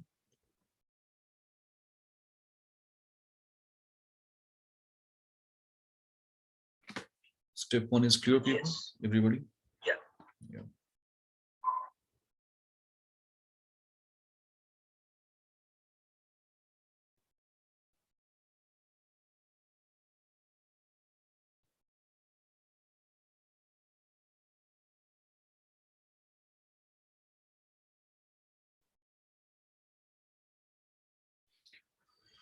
Now, once it is done, step two, select your data please, and there go for your home tab.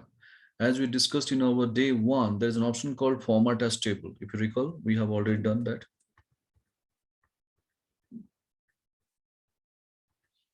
And it opens with three broad categories: light, medium, and dark. And as I told you, always go for light or medium. Do not ever go for the dark options. And the reason of not opting the dark options, what is that? It's take more data.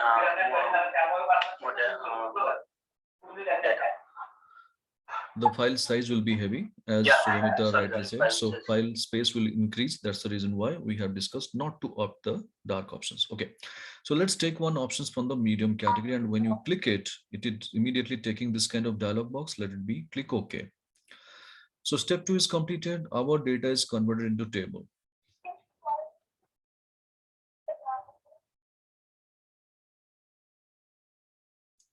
Now, when you keep your cursor in the table anywhere, can you see one table design? One option is activated in the ribbon in the extreme right, table design. And there is an option called filter button. Inside, there is an option called filter button. Checkbox is there. This is also activated. This is on. You can deactivate that. And once you deactivate, what happens? From the entire table data, all the column headers, wherever the filters were there, is it disappeared? Yes. Right. So this is what our table formatting format also done. Now, keep your cursor above to the date of joining cell. Keep your cursor above to the date of joining cell, and there you name the cell as total.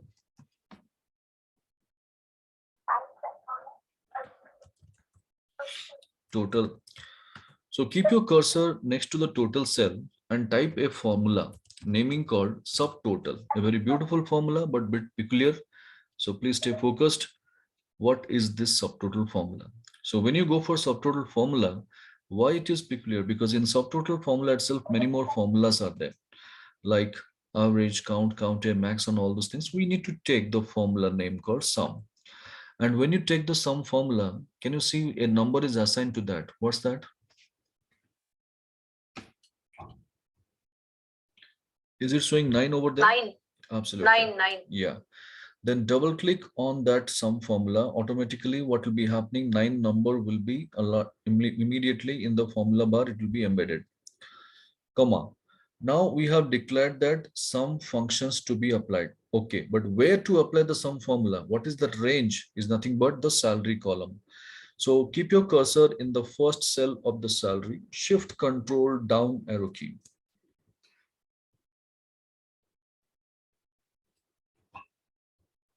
And hit enter. You'll be getting a total over there. How much?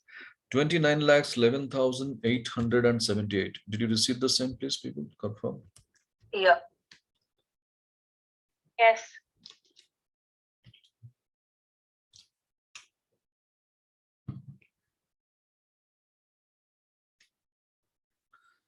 I got 2 confirmation. How about the others, people? Could you please respond in the chat box?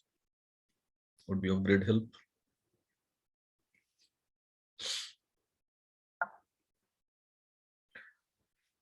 Now, once we have done with this, kindly keep your cursor in the table anywhere in the table. Go to same table design tab. We have an option called insert slicer.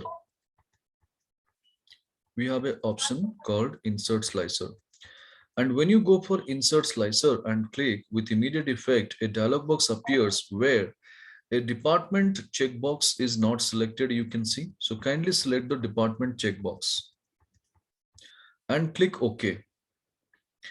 And once you click OK, you will be finding a box turns up, and that one you hold it and put it across next to the data. And over there, now you see the beauty. Any point of time, suppose my boss wants me, okay, Prabhas, get me HR data. I will simply click on human resource. All the HR related records will be displayed. What is the total salary of HR? You can see it is populating over there in the top. And what is the highest salary is there in the first row? What is the lowest salary in the bottom row? And if I need any other department, on a click of button, things are available. Can you see the beauty? So things have become so dynamic. So now Can you please do that again? Yeah, I will do that. Up to what state you have completed? So after the subtotal, I haven't. Okay, seen you keep your cursor in the table. After subtotal, you have got the total. Then you keep your cursor in the table anywhere. Go to table design in the extreme right. We have an option insert slicer. Okay. And it will take you to a dialog box where the first checkbox is called department. It is not selected. You have to select that checkbox. And then, okay, my subtotal is also not coming. Can you please can I share my screen and can you show me? Yeah.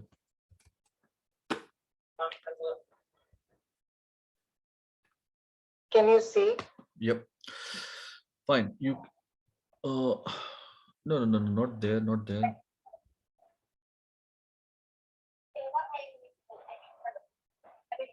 Next to the total, keep your cursor next to the total.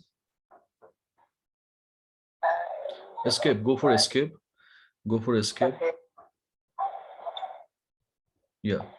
Now where 0 is written, please go for that cell where 0 is written. Okay. Equal to subtotal.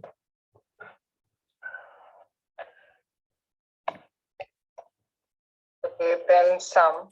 Right, double click, comma. Yes. Keep the first cell, then Control Shift down arrow key. 1 second. Okay. Right now. Am I supposed to lock it? E4, E4. No. It's not for E4. It should be E6. In the formula bar, you see E6. The first salary is E6. Okay. Okay.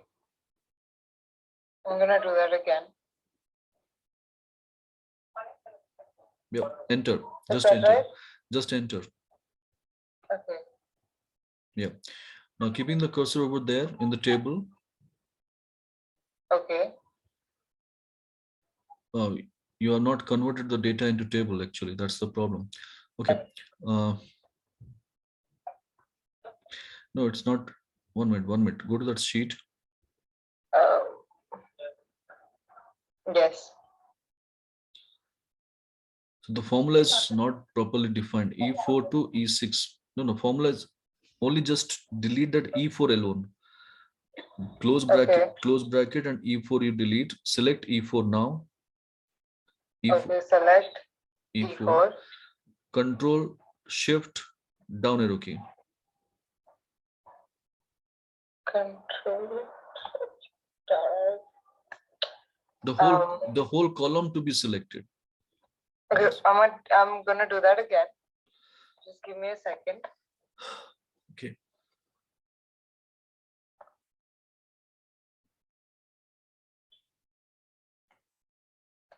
Okay. Enter. I'm supposed to close the bracket, right? Yep. You got it. I'm getting this. Yes. Then 1 minute. Now keep your cursor in department first. Department header. okay. Now select the whole header, complete header towards your right also. All the four. The entire thing? Yeah, entire thing except the total cell. Entire thing except the total cell. Okay. Right? Yep. Now go to Home tab, Format as Table. Format as table, yes. Take anything light or medium, anything you select. Okay. Click OK. Okay. Okay. Now go for filter button. In the table, there is a filter button is there.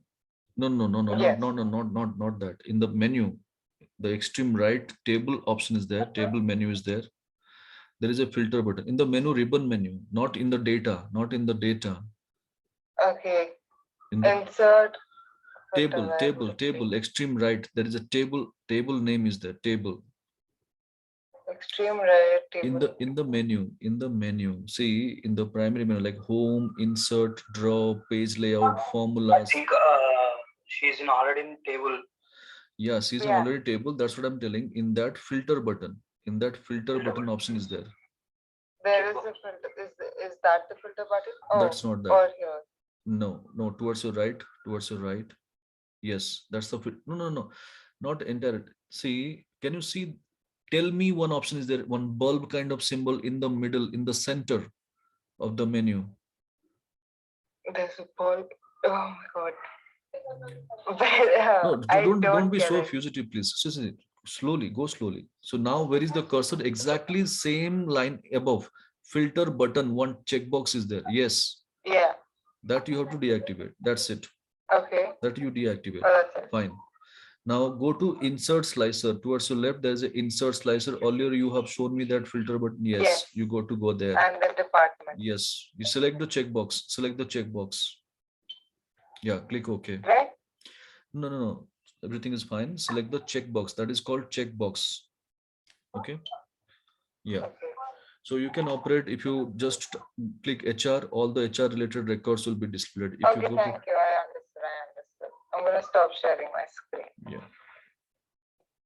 Prabhas, I'm not able to get the table design option. Okay, could you please share me the screen? Yeah.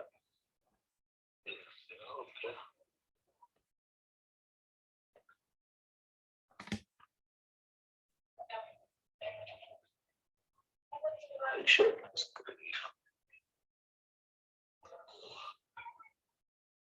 Okay, this is the screen. It's a plain Excel. I've opened new one.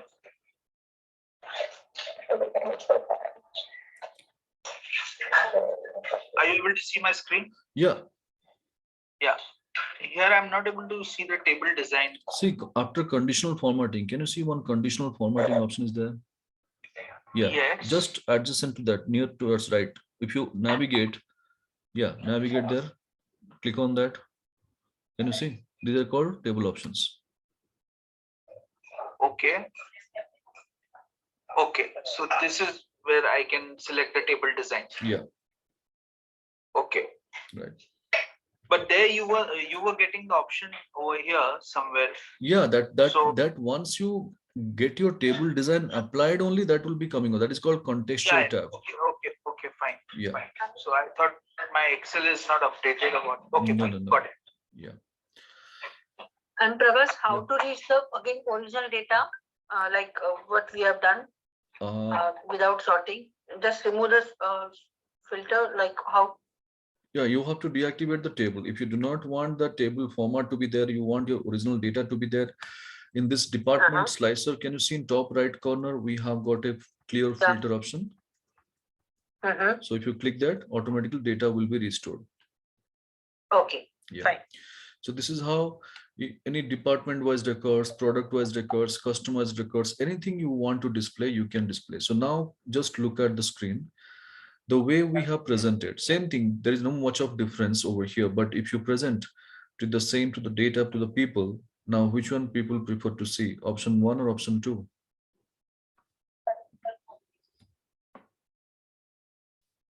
Option 2 will be more better. Definitely. Yeah, that will be what anybody's choice would be, and people will love to see that. See, that's what I told you. Always try to make something different. Always try to give some add-on to the data. So people will love to see that. And here, how people are going to appreciate your work, where the entire thing lies, the entire beauty of the report is this, nothing but this slicer. This is what's stealing the entire show. How? I'll tell you, because people have the belief slicer is possible only if you have a pivot table. But whereas in our normal course of data also, we able to create the slicer. This is where we are making it different. And trust me, somebody from the presentation side, he is going to ask a question from us. Is it a pivot table or is it just a small data? Now, if it is a generic data, how did you create this slicer? That's what we want. People should ask us, how did you do this? Okay. And remember, these things are possible only if you are there in 2013 and above versions of Excel. Though pivot table is there in 2007 or 2010 also, but this is not possible there. So that's why recognizing your own version of Microsoft Excel is also very, very essential. That's what I told you in day one. The moment you are working in any laptop, first you know which version of Microsoft Office is installed. So based on that, you can work around. And any point anything is missing because of the versions difference. So you have to upgrade your system. That's the only other option. Okay. So data presentation, the sorting sheet is clear. We'll go for next one. Prabhas, actually, I have a question. Please ask. Like yesterday, you taught us like the shortcut for sum. It was alt and plus sign. Alt equal to, not alt plus. Alt equal to. Yeah. Yeah. So for subtotal, is there a shortcut? No. No. Subtotal, there is not shortcut because subtotal is a formula. Alt equal to is just a shortcut, quick keyboard shortcut. So for formula, you have to write the formula because in subtotal itself, many more formula is there. So there is no shortcut for that. Okay. Yeah. Thanks. Now, let's go for the next sheet people called multi-DB filter. So here we are going to discuss now, suppose say I have got multiple data sets in one Excel in one Excel worksheet, then how to deal with the same. Take an example. We have got our unit in two different cities. Suppose say one is in Pune and the other one, suppose say in Chennai. Okay. So this is my Pune plant data and this is my Chennai plant data. I have got two units, two plants in India.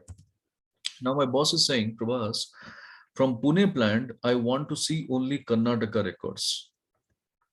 And from Chennai plant, I want to see only April month record. Can you show me, please? What did he say? From Pune plant, only Karnataka record. From Chennai plant, only April month record. So he wants to see that. So this is technically two different plants data and two different data. Forget about the sales data column. Numbers are same. Forget about that. But two requirements comes up now, how to present it. Now, if I go for my region, filter Karnataka, right click on Karnataka, filter selected by cell value. My Pune data is filtered out, no problem. Now, when I go to Chennai data, April, right click, filter, selected by cell value. What happens? Can you see that? What's the problem?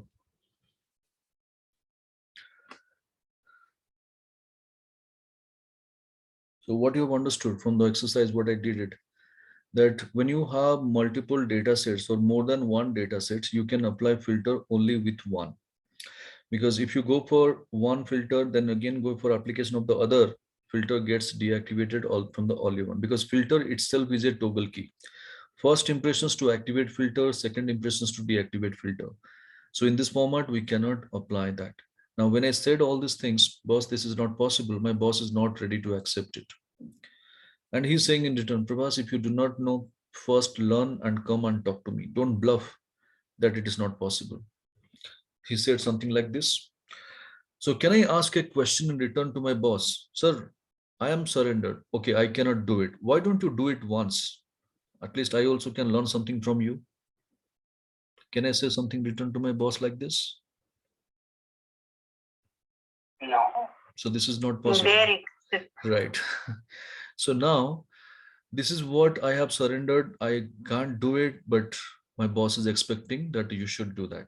Well, this is what challenged people since 1985 till 2003 version of Excel. This was a major problem. You cannot do that. But now we are working with the upgraded versions. See the beauty. The things which is really not possible, now we are going to make it possible by simply playing a trick. How? Just check. Keep your cursor in the first data set, that is Pune plant data. Control A. And convert your data into table by hitting Control T, T for Tango, T for table. It will take you to your data to a dialog box. That is nothing but the format as table only. So instead of selecting going to home format as table, we could activate through a keyboard shortcut. Control T, T for Tango, T for table. Hope it is working.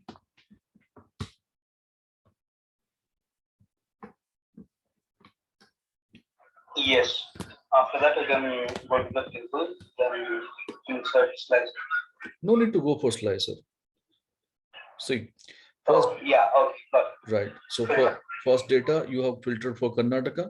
Now second database, Chennai plant. I no need to go for anything simple. Right click on April, filter, selected by cell value.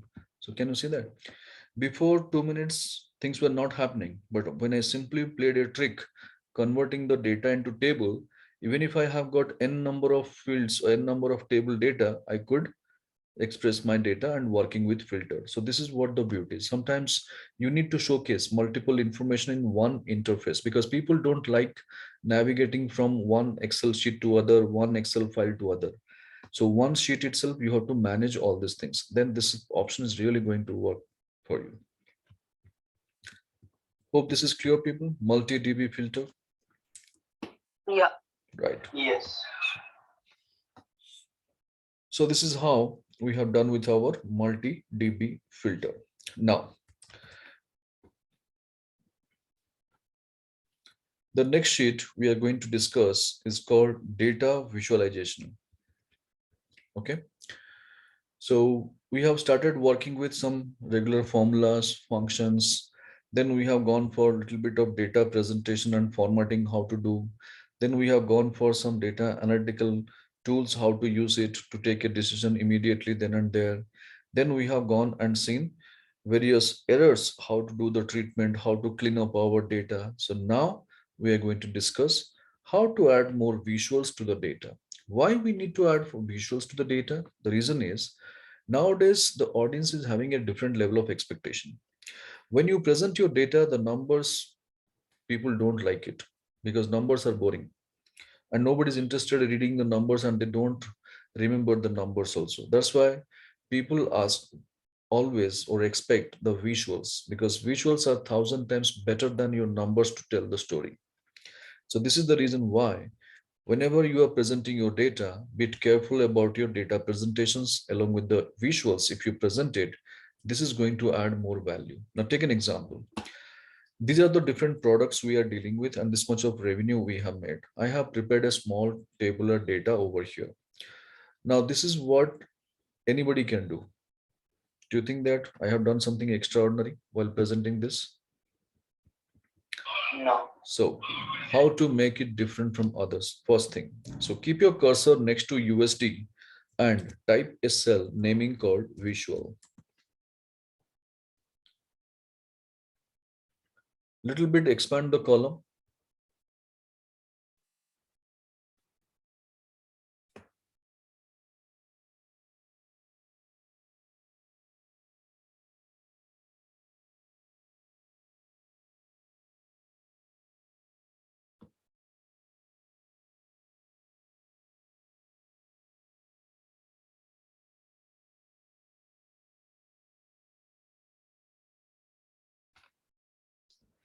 Okay. So once your visual column is ready, kindly select the range like this. And then immediately go for equal to, take the reference of the USD column and hit Control Enter. The moment you hit Control Enter, can you see the same value of USD column is getting replicated in the visual column?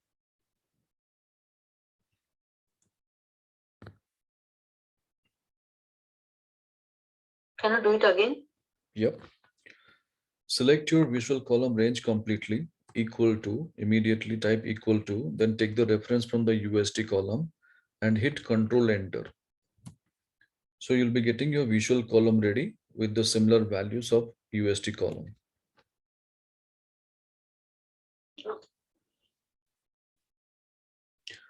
So now you can ask me a simple question. Prabhas, you could have simply done the copy paste work. Why did you take a long route like this, putting the reference? Because tomorrow when I change my USD column data, I no need to go for copying and pasting one more time.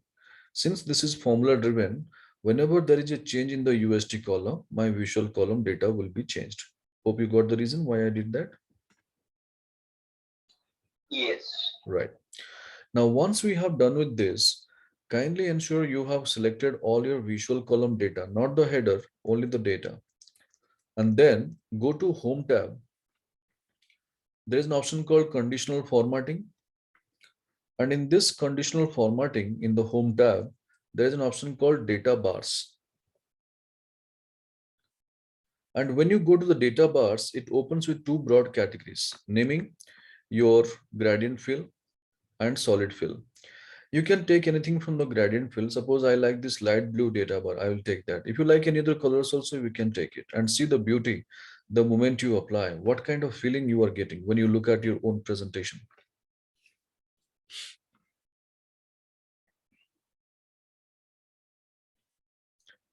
More or less, it gives a feel of a bar chart. Do you agree with me? Yes. Right. So now the question is how it is different from a bar chart. I will tell you. If you really create a bar chart out of this data, the data will be in one location, bar chart will be in different location. But here, the bars are exclusively applied on the cells. Advantage number one. Advantage number two, if you really create a bar chart out of this data, the bar chart will be occupying a lot of space of your Excel file. Whereas this visuals is hardly taking some space in KBs. That is what advantage number two. So what is this option about? For your information, in Home tab, conditional formatting, and option name is data bars. So please confirm all of you are clear with this, whatever we have done so far. Yes, it's fine. Right. Yeah. Right. Now, once we have done with this, kindly stay focused for 1 minute. Same column, when we have the bars and numbers, doesn't make such a great look. Okay. So what we need to do, how to make it different from others, because what we did, anybody can do that. Going to home, conditional formatting, data bars.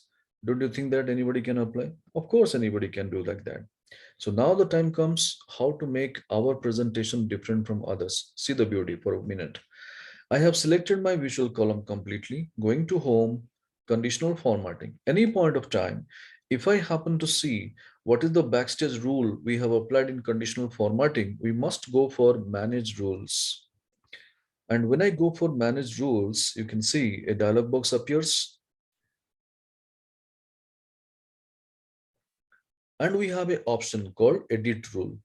So when I go for edit rule over there, it will take you to the backstage view over here. This is the place where if you want to change the color, you can change the color. If you want to select the bars, what is the style, you can take their style.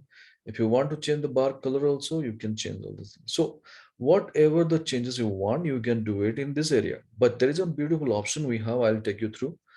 There is an option called show bar only. A checkbox is not activated. You can see, you can activate that checkbox. And then when you click OK with immediate effect, again click OK, see the beauty. What happens? Anybody who wants to see the numbers, they can read the USD column. Anybody who is interested reading the visuals, they can read the visual data. Now you tell me, looking at the data, it is giving you instant information, or looking at the visuals, you can make an instant information. Visuals. Definitely. So this is how people over there, whenever you go for any kind of summary table, templates, dashboards, everything, you should present your data with this kind of visuals. Now see the beauty, I'll show you. When I go and present it, these things to my PowerPoint, suppose I'm presenting my data in PowerPoint. Since I have made the things better in Excel, I hardly need to struggle in PowerPoint. I can simply right click, go for paste over here. And the moment I go for presenting the same to the people, this kind of high definition colors, what you are discussing, this is never going to happen in PowerPoint. This is the property of Excel. And when you are presenting the same, of course, people will be happy by looking at your neat and clean presentation. What say?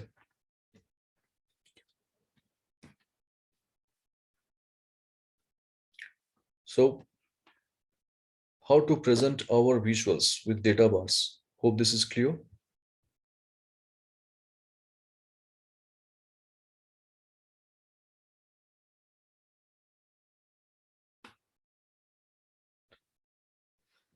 Yes. Right. Now, please stay focused for one more time on the same scenario one or situation one. We have created all these things, we have presented the visuals, but when you present all these things, people, our audience will still not be happy. This much of task we did, but still they will not be happy. Why, you know? Nowadays, audience is having a different level of expectation. I told you, right? So what is the expectation of audience? That when you present your data as it is, nobody likes it. So audience is expecting that when you present your data, it should speak the story to the people. So how I will make a story over here? Do I need to write a paragraph and send it across along with this table to tell the story? No, people don't have time to read your boring paragraphs also. So how to make it then? You have to make your data efficient enough in such a way, it will speak the ready-made story to the people. So what can be done? Just see the beauty.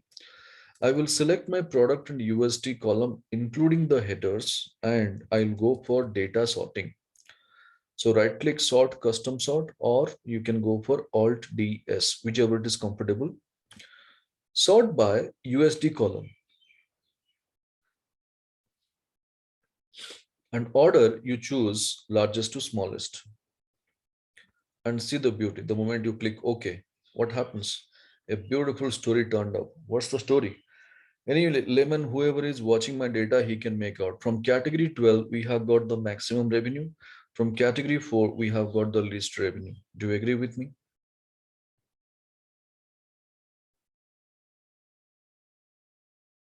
Yes. Right. Now the same, when I'm going to present it to my audience, just see the beauty in PowerPoint when I present it. Now, which one my people will prefer to see when you go for it? Option 1 or option 2?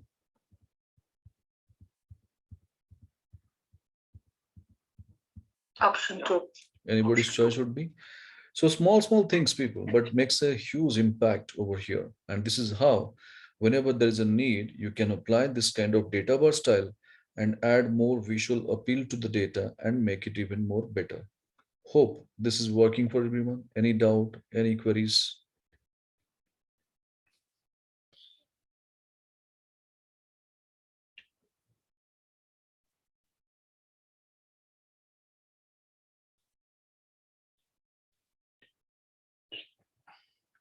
These things nobody will ask you, people.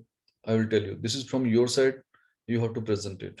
Then only it will be giving a different meaning to your data. And those people whom you are sending the data, they will be also surprised by looking at in this format.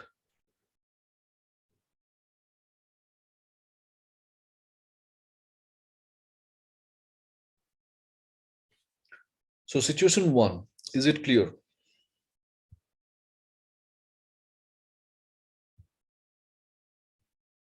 Yes. All right. Now, I'm going to take you through one more beauty of these things. Just please pay attention to my screen. If you look at the data bars, how is the bar direction? It is always from left to right. Can you see that?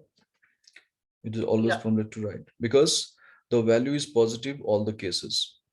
If at all any value is negative, what should be the direction of the bars? Ideally, we know it should be the reverse one, right to left. Correct. If it is a negative one, what should be the color of the bars? Should be ideally red because we represent our data in red color. Now see the beauty. Yeah. If I go to category number 3, suppose for the timing I'm changing the value in the USD column -3500. See the beauty. Already the ready-made format is there. Whenever you have the negative data, it is ready to highlight in a proper fashion. So this is how going to add more value. Helpful? Yeah. Right.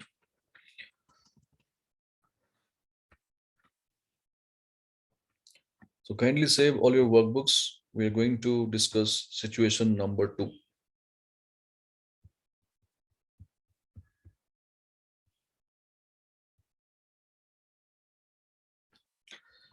So situation number 2, you can see same category and USD column data is there. Okay. Now create one more column, naming called visual.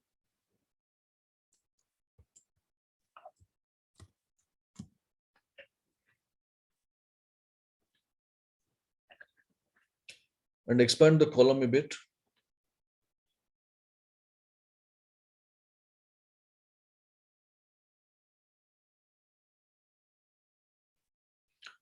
Then select your USD column completely.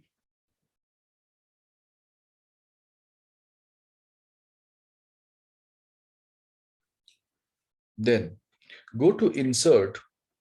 We have an option over here called sparkline. So there are 3 different types of sparkline is there over here. Line, column with no loss. Able to see the sparkline?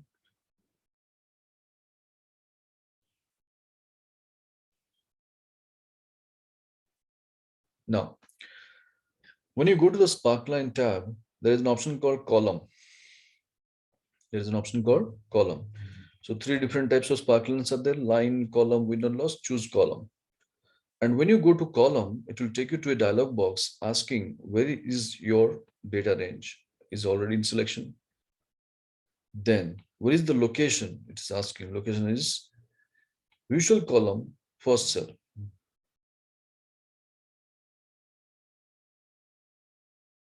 Then click OK. So you'll be finding a kind of visual impressions it is created, but it is not so clear. So along with that visual cell, select the rest of the cells of the visual column.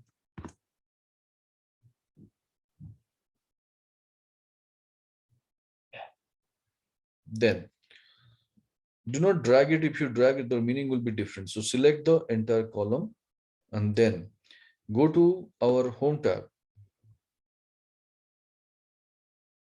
We have an option called merge and center.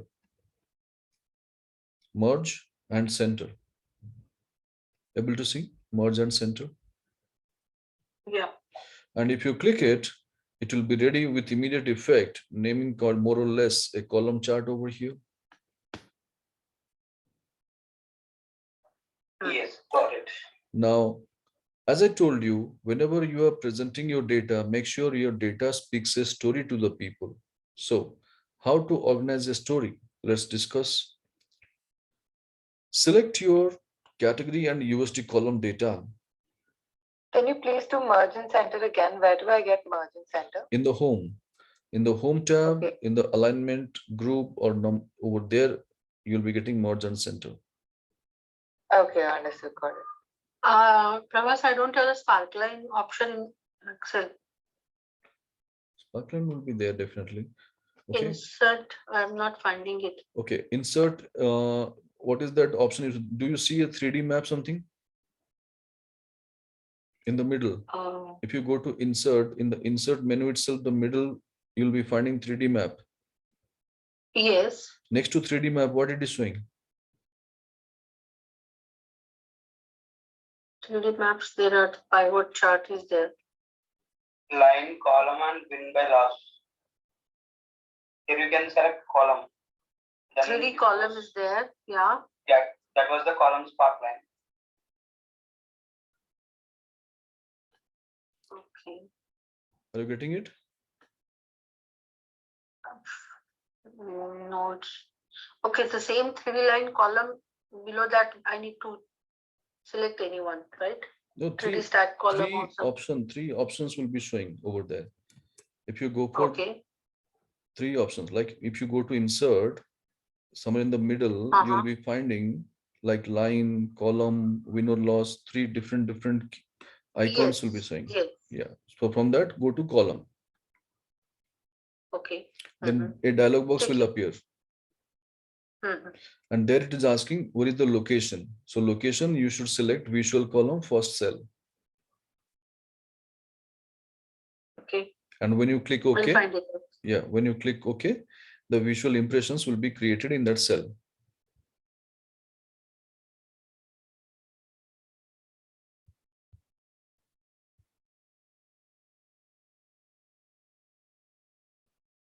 Is it working?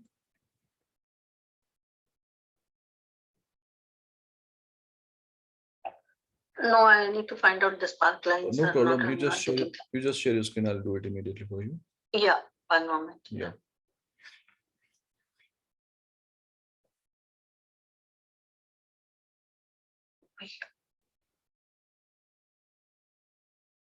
Yeah, here I suppose I select this. No, Prajal, not yet. I'm column. unable to see your Excel. I can see only that sample case studies folder. Did you? Okay, 1 second. Let me share it again. Yeah, you share the screen or desktop. Don't share the window. Okay. Yeah.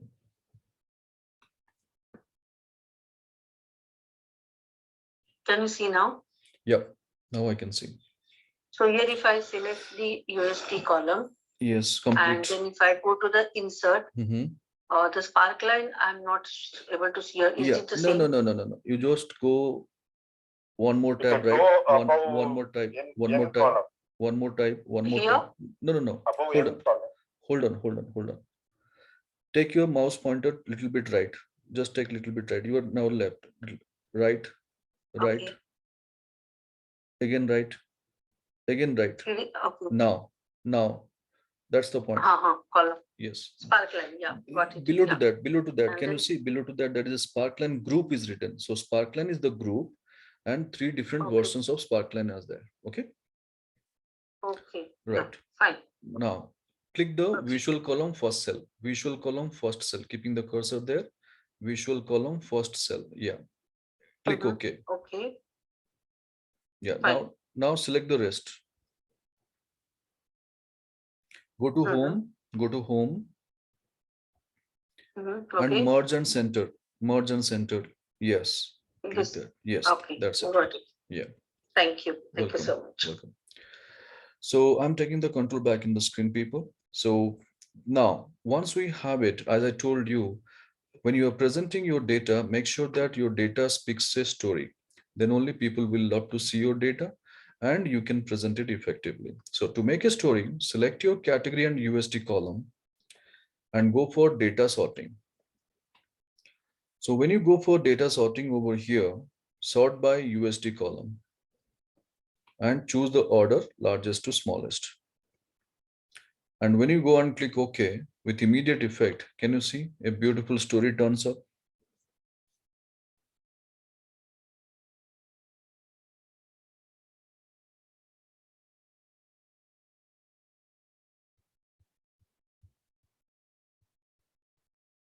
Right? So this is called hours over here. What's that? Insert tab, then sparklines is the group, and type of sparkline is column sparkline. All right. Hope it is working for you. Any doubt, any queries, people? Nothing is working. Yeah. Yes. How do you align them from the tallest bar to the smallest? That's what I told you. Select your data category and UST completely along with the column headers and go for data sorting. Oh, okay. Yeah. And choose the order by UST, smallest largest to smallest. Okay. Yes, please. Any questions before proceeding further, people?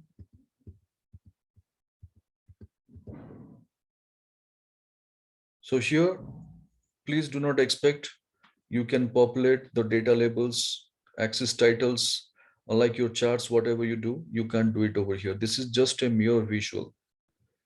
So you do not have the privileges like what you do in your charts. But yes, one thing what you can do, I can help you. You can customize. The highest column is the highest bar, that is category 12. You can make it green. The lowest column, that is of the lowest value, you can turn into red. So that kind of customization is possible. How? I will tell you. Please look at my screen for a minute. I will select my visual over here. Can you see a sparkline tab immediately turns up over here? Maybe it will differ from version to version. Somewhere it will be naming as option, somewhere it will be naming as design, somewhere it will be naming as sparkline. But options remain the same inside. So you can do that. There is an option called sparkline color and marker color. Two options are there. Don't go for sparkline color, go for marker color. So when you go for marker color, the highest point or high point, you can select as green. And again, marker color, the low point you can select as red. So this is what you can customize any point of time if it is needed, the high point and low point separately, and that will be adding more value to the presentation area. And it is available in the sparkline. Check, is it working? Okay.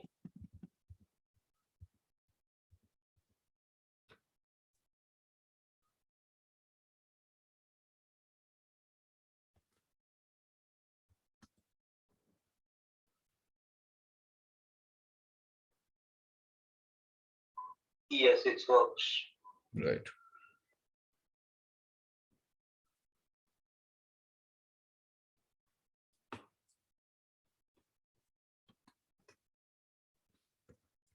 Now, let us discuss something on this point. If you look at the columns, how it is appearing from the axis, it is always going up. You can see that because the value is positive all the places. What if you have negative any point of time? Should be below to the axis. This is the ideal way we present our data. If it is negative, what should be the color of that particular column? Should be red. Let's see. Red. Right. So if I go for category 3 and change something to negative 3500 negative, can you see? Automatically it is appearing in that format. So I no need to go and take some extra efforts to present it effectively like this. This is the beauty.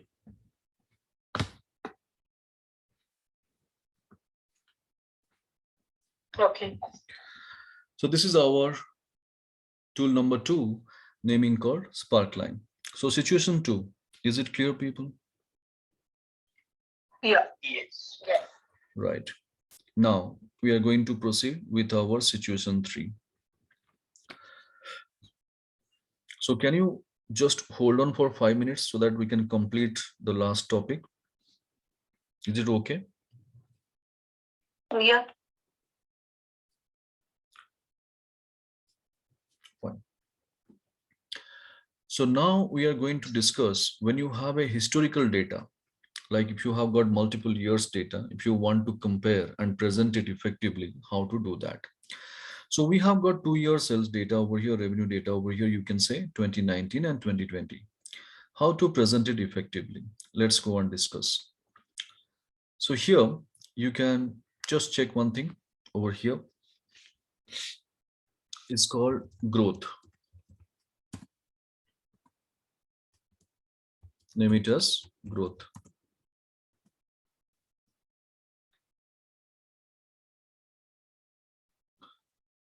Okay. Now, once you go for this growth column, what should be the formula? Anybody?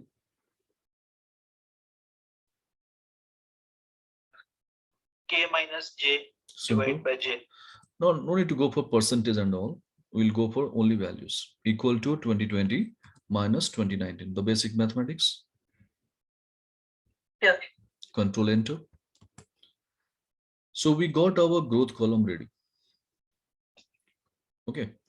Now having the growth column selection, data selection, let it be in like this. And go to home tab, conditional formatting. Can you see one option called icon sets? Yeah. It opens up with 4 broad categories like directional, shapes, indicators, and ratings. It depends on your data, whatever the data you are dealing with, and you believe whichever the rule is going to be more ideal or matching with your data, you can take that rule. There is no hard and fast rule over here. But yes, if you ask me, Prabhas, what would be your best recommendation? I will tell you. If you are more working with the project related activities, you can go for shapes or indicators. That will be more ideal. If you are working more with the text related data, like you are working with the scorecard template or balance scorecard template or the feedback forms or assessment forms, anything you are working more into the text side, yes, no, maybe, excellent, poor, average, all this kind of text related activity, you can go for always ratings kind of options. If you are working always more with the numbers, say you are into accounts, finance, production, planning, stores, consumption, anywhere you are working or supply chain data you are working, you can take this kind of directional keys. But again, there is no hard and fast rule. It's up to you. Now, suppose I take an example. I am taking this directional key, the first option of the directional key, 3 different arrow keys I take. Now, can you see immediately it is being applied over there in my data and it looks good? So let's go and analyze the situation. Green color up arrow key, what does it mean? Highest growth. Not highest. Compared to last year, Increase. this year it is increasing. Yeah. Red color down arrow key, what does it mean? Decreasing. Compared to last year, volume is decreasing this year. How about the yellow color arrow key? What does it denote? It's Slightly increase or decrease. Careful, please careful. Watch and tell me. It's in growth process. It's not at like. See, positive also yellow color, negative also yellow color. Can you see that? I have highlighted. Oh. Yes. So it is not giving much clarity. Rather, it is confusing us. Can you see that? Yeah. Yeah. Right. So what you have understood, as it is, this icon sets, if you apply, it doesn't make any sense. So you have to customize a bit. Then only it is going to give a proper sense to the data. So now the question is, we are not going to apply as it is. The reason we know, we have seen that. Now how to customize it? So what kind of customization? Like compared to last year, if this year is increasing, green color up arrow key. If it is decreasing, red color down arrow key. In case any point of time, if it is remaining the same, there is no growth or degrowth, should be the yellow color key. Correct? Makes sense now? Yeah. So how to customize that? Selecting the entire growth column visuals, going to home, as I told you, any point of time to see the backstage view of any conditional formatting, where to go? Icon sets. No, manage rules. Manage rules. Yeah. Then edit rules. Yes, going to manage rules, then go for edit rule. Edit. Yeah, when you go for edit rule, this is the place where we can customize the rule. So now first thing first, if you look at what is happening, our data, if you look at over here, the data type is different. So here it is numbers, it is showing percent. Can you see that? Yeah. So first thing we need to change to number. Again, the second data set, percent to number. This is the first change we have to do. Now, Icon green color will be applied when value is greater than equal to 0. I don't want greater than equal to 0, should be only greater than. So I have done the first one. So this is what the changes to be done. Everything automatically gets set. Excel is intelligent enough to do that rest of the job.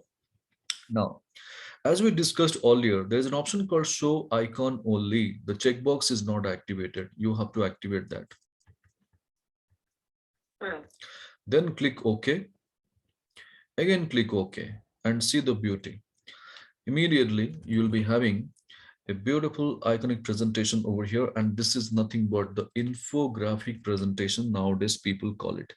And here, people will be interested watching this and this. Nobody is going to read your numbers.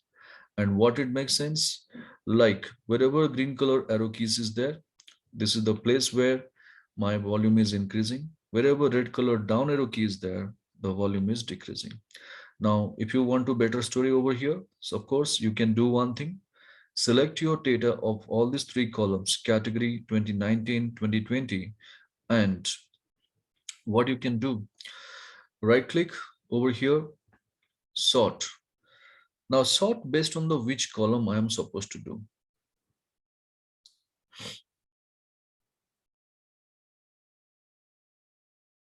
You have to customize it, right? Yeah, but how to do that sorting? Now having these three columns, sorting is not going to make any sense. All the growth up on the up and the declining on the down. Yeah, but how to do that? So for that purpose, I need to include also growth column in my range. Then only I can do it, right? Correct. So now going to sort by the growth column and order, I can change largest to smallest. And when I go for Correct. this over here, click OK. Now you see the beauty. All the values, wherever it is going in upward trend, it is there in the top, and whatever the downward trend, it is in the bottom. So this is how you can present your data effectively in terms of visuals. Now, this is one type of visuals, and where it is available in the home tab, conditional formatting, and option name is icon sets. Icon sets. Right. So this is how people, we have got different visuals over here, and always try to add more value to the data, adding this kind of visuals. And trust me, people will love to see that, because nowadays this is what hotcake in the market, and this is what people are expecting in your data to be there. And this is called nothing but your infographic presentations. So your images, icons, symbols should speak the story. All right, so this is it from our day 2. Any questions, any doubts, any queries? So I would suggest, and I request also, kindly practice well. Do not do the same mistake what you did for day 1, because I could sense that you did not practice. To be honest with you, I don't need the answer from anybody.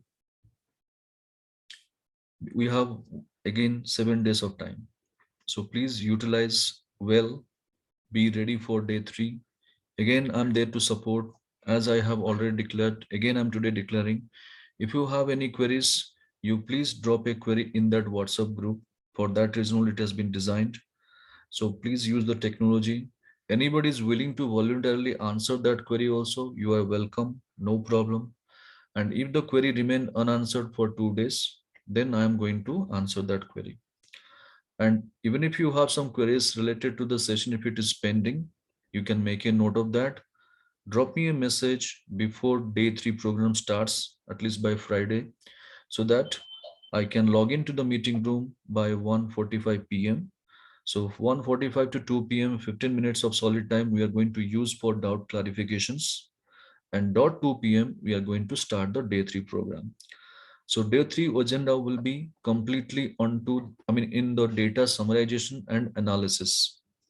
So we are going to deal with a huge volume of data, then how to read our data properly, how to present it effectively to the target audience, what kind of reports we can create so that it will be telling a unique story to the people, how to create a dashboard, and how to work around with multiple table data and analyze the data properly over there. All these things we are going to discuss in day 3. So please do not miss the class. That is very, very essential. All those things, rest of things, at least seeing the video recordings, you can manage. But day 3, day 4 is very, very essential.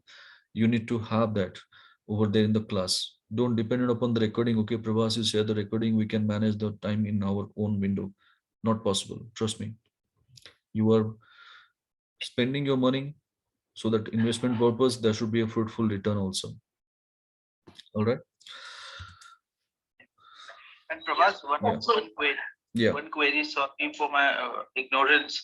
Like I tried to insert column. So could you please tell the shortcut again? I was not able to do that. Yes, you keep your Alt cursor, IC. Alt IC, Alt, then Sorry?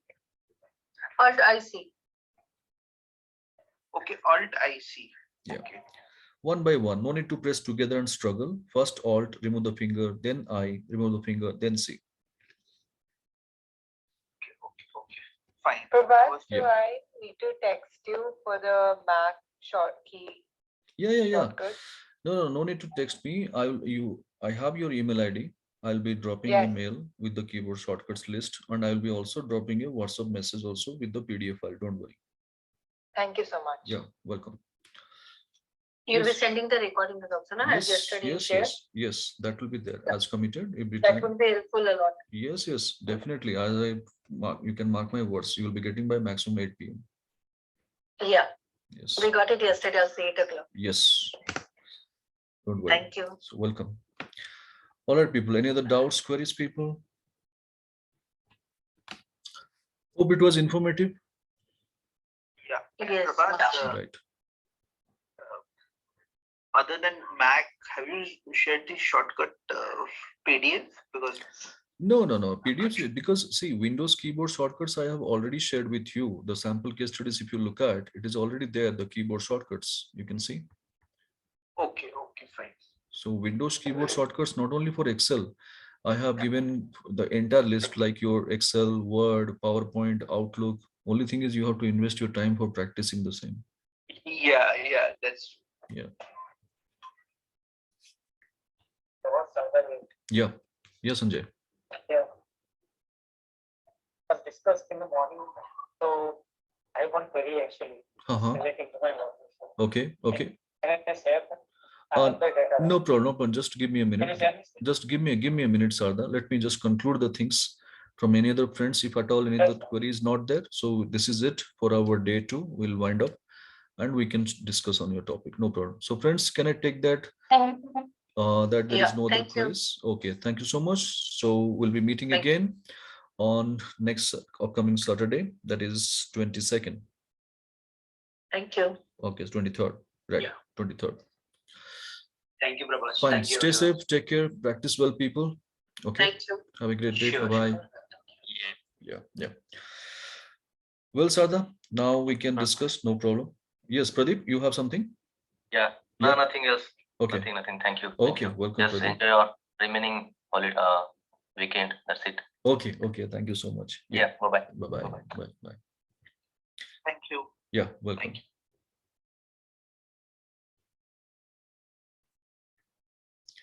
Yes, Radha, you can. Yes, Swapnil, anything? Yeah. Can you share my screen?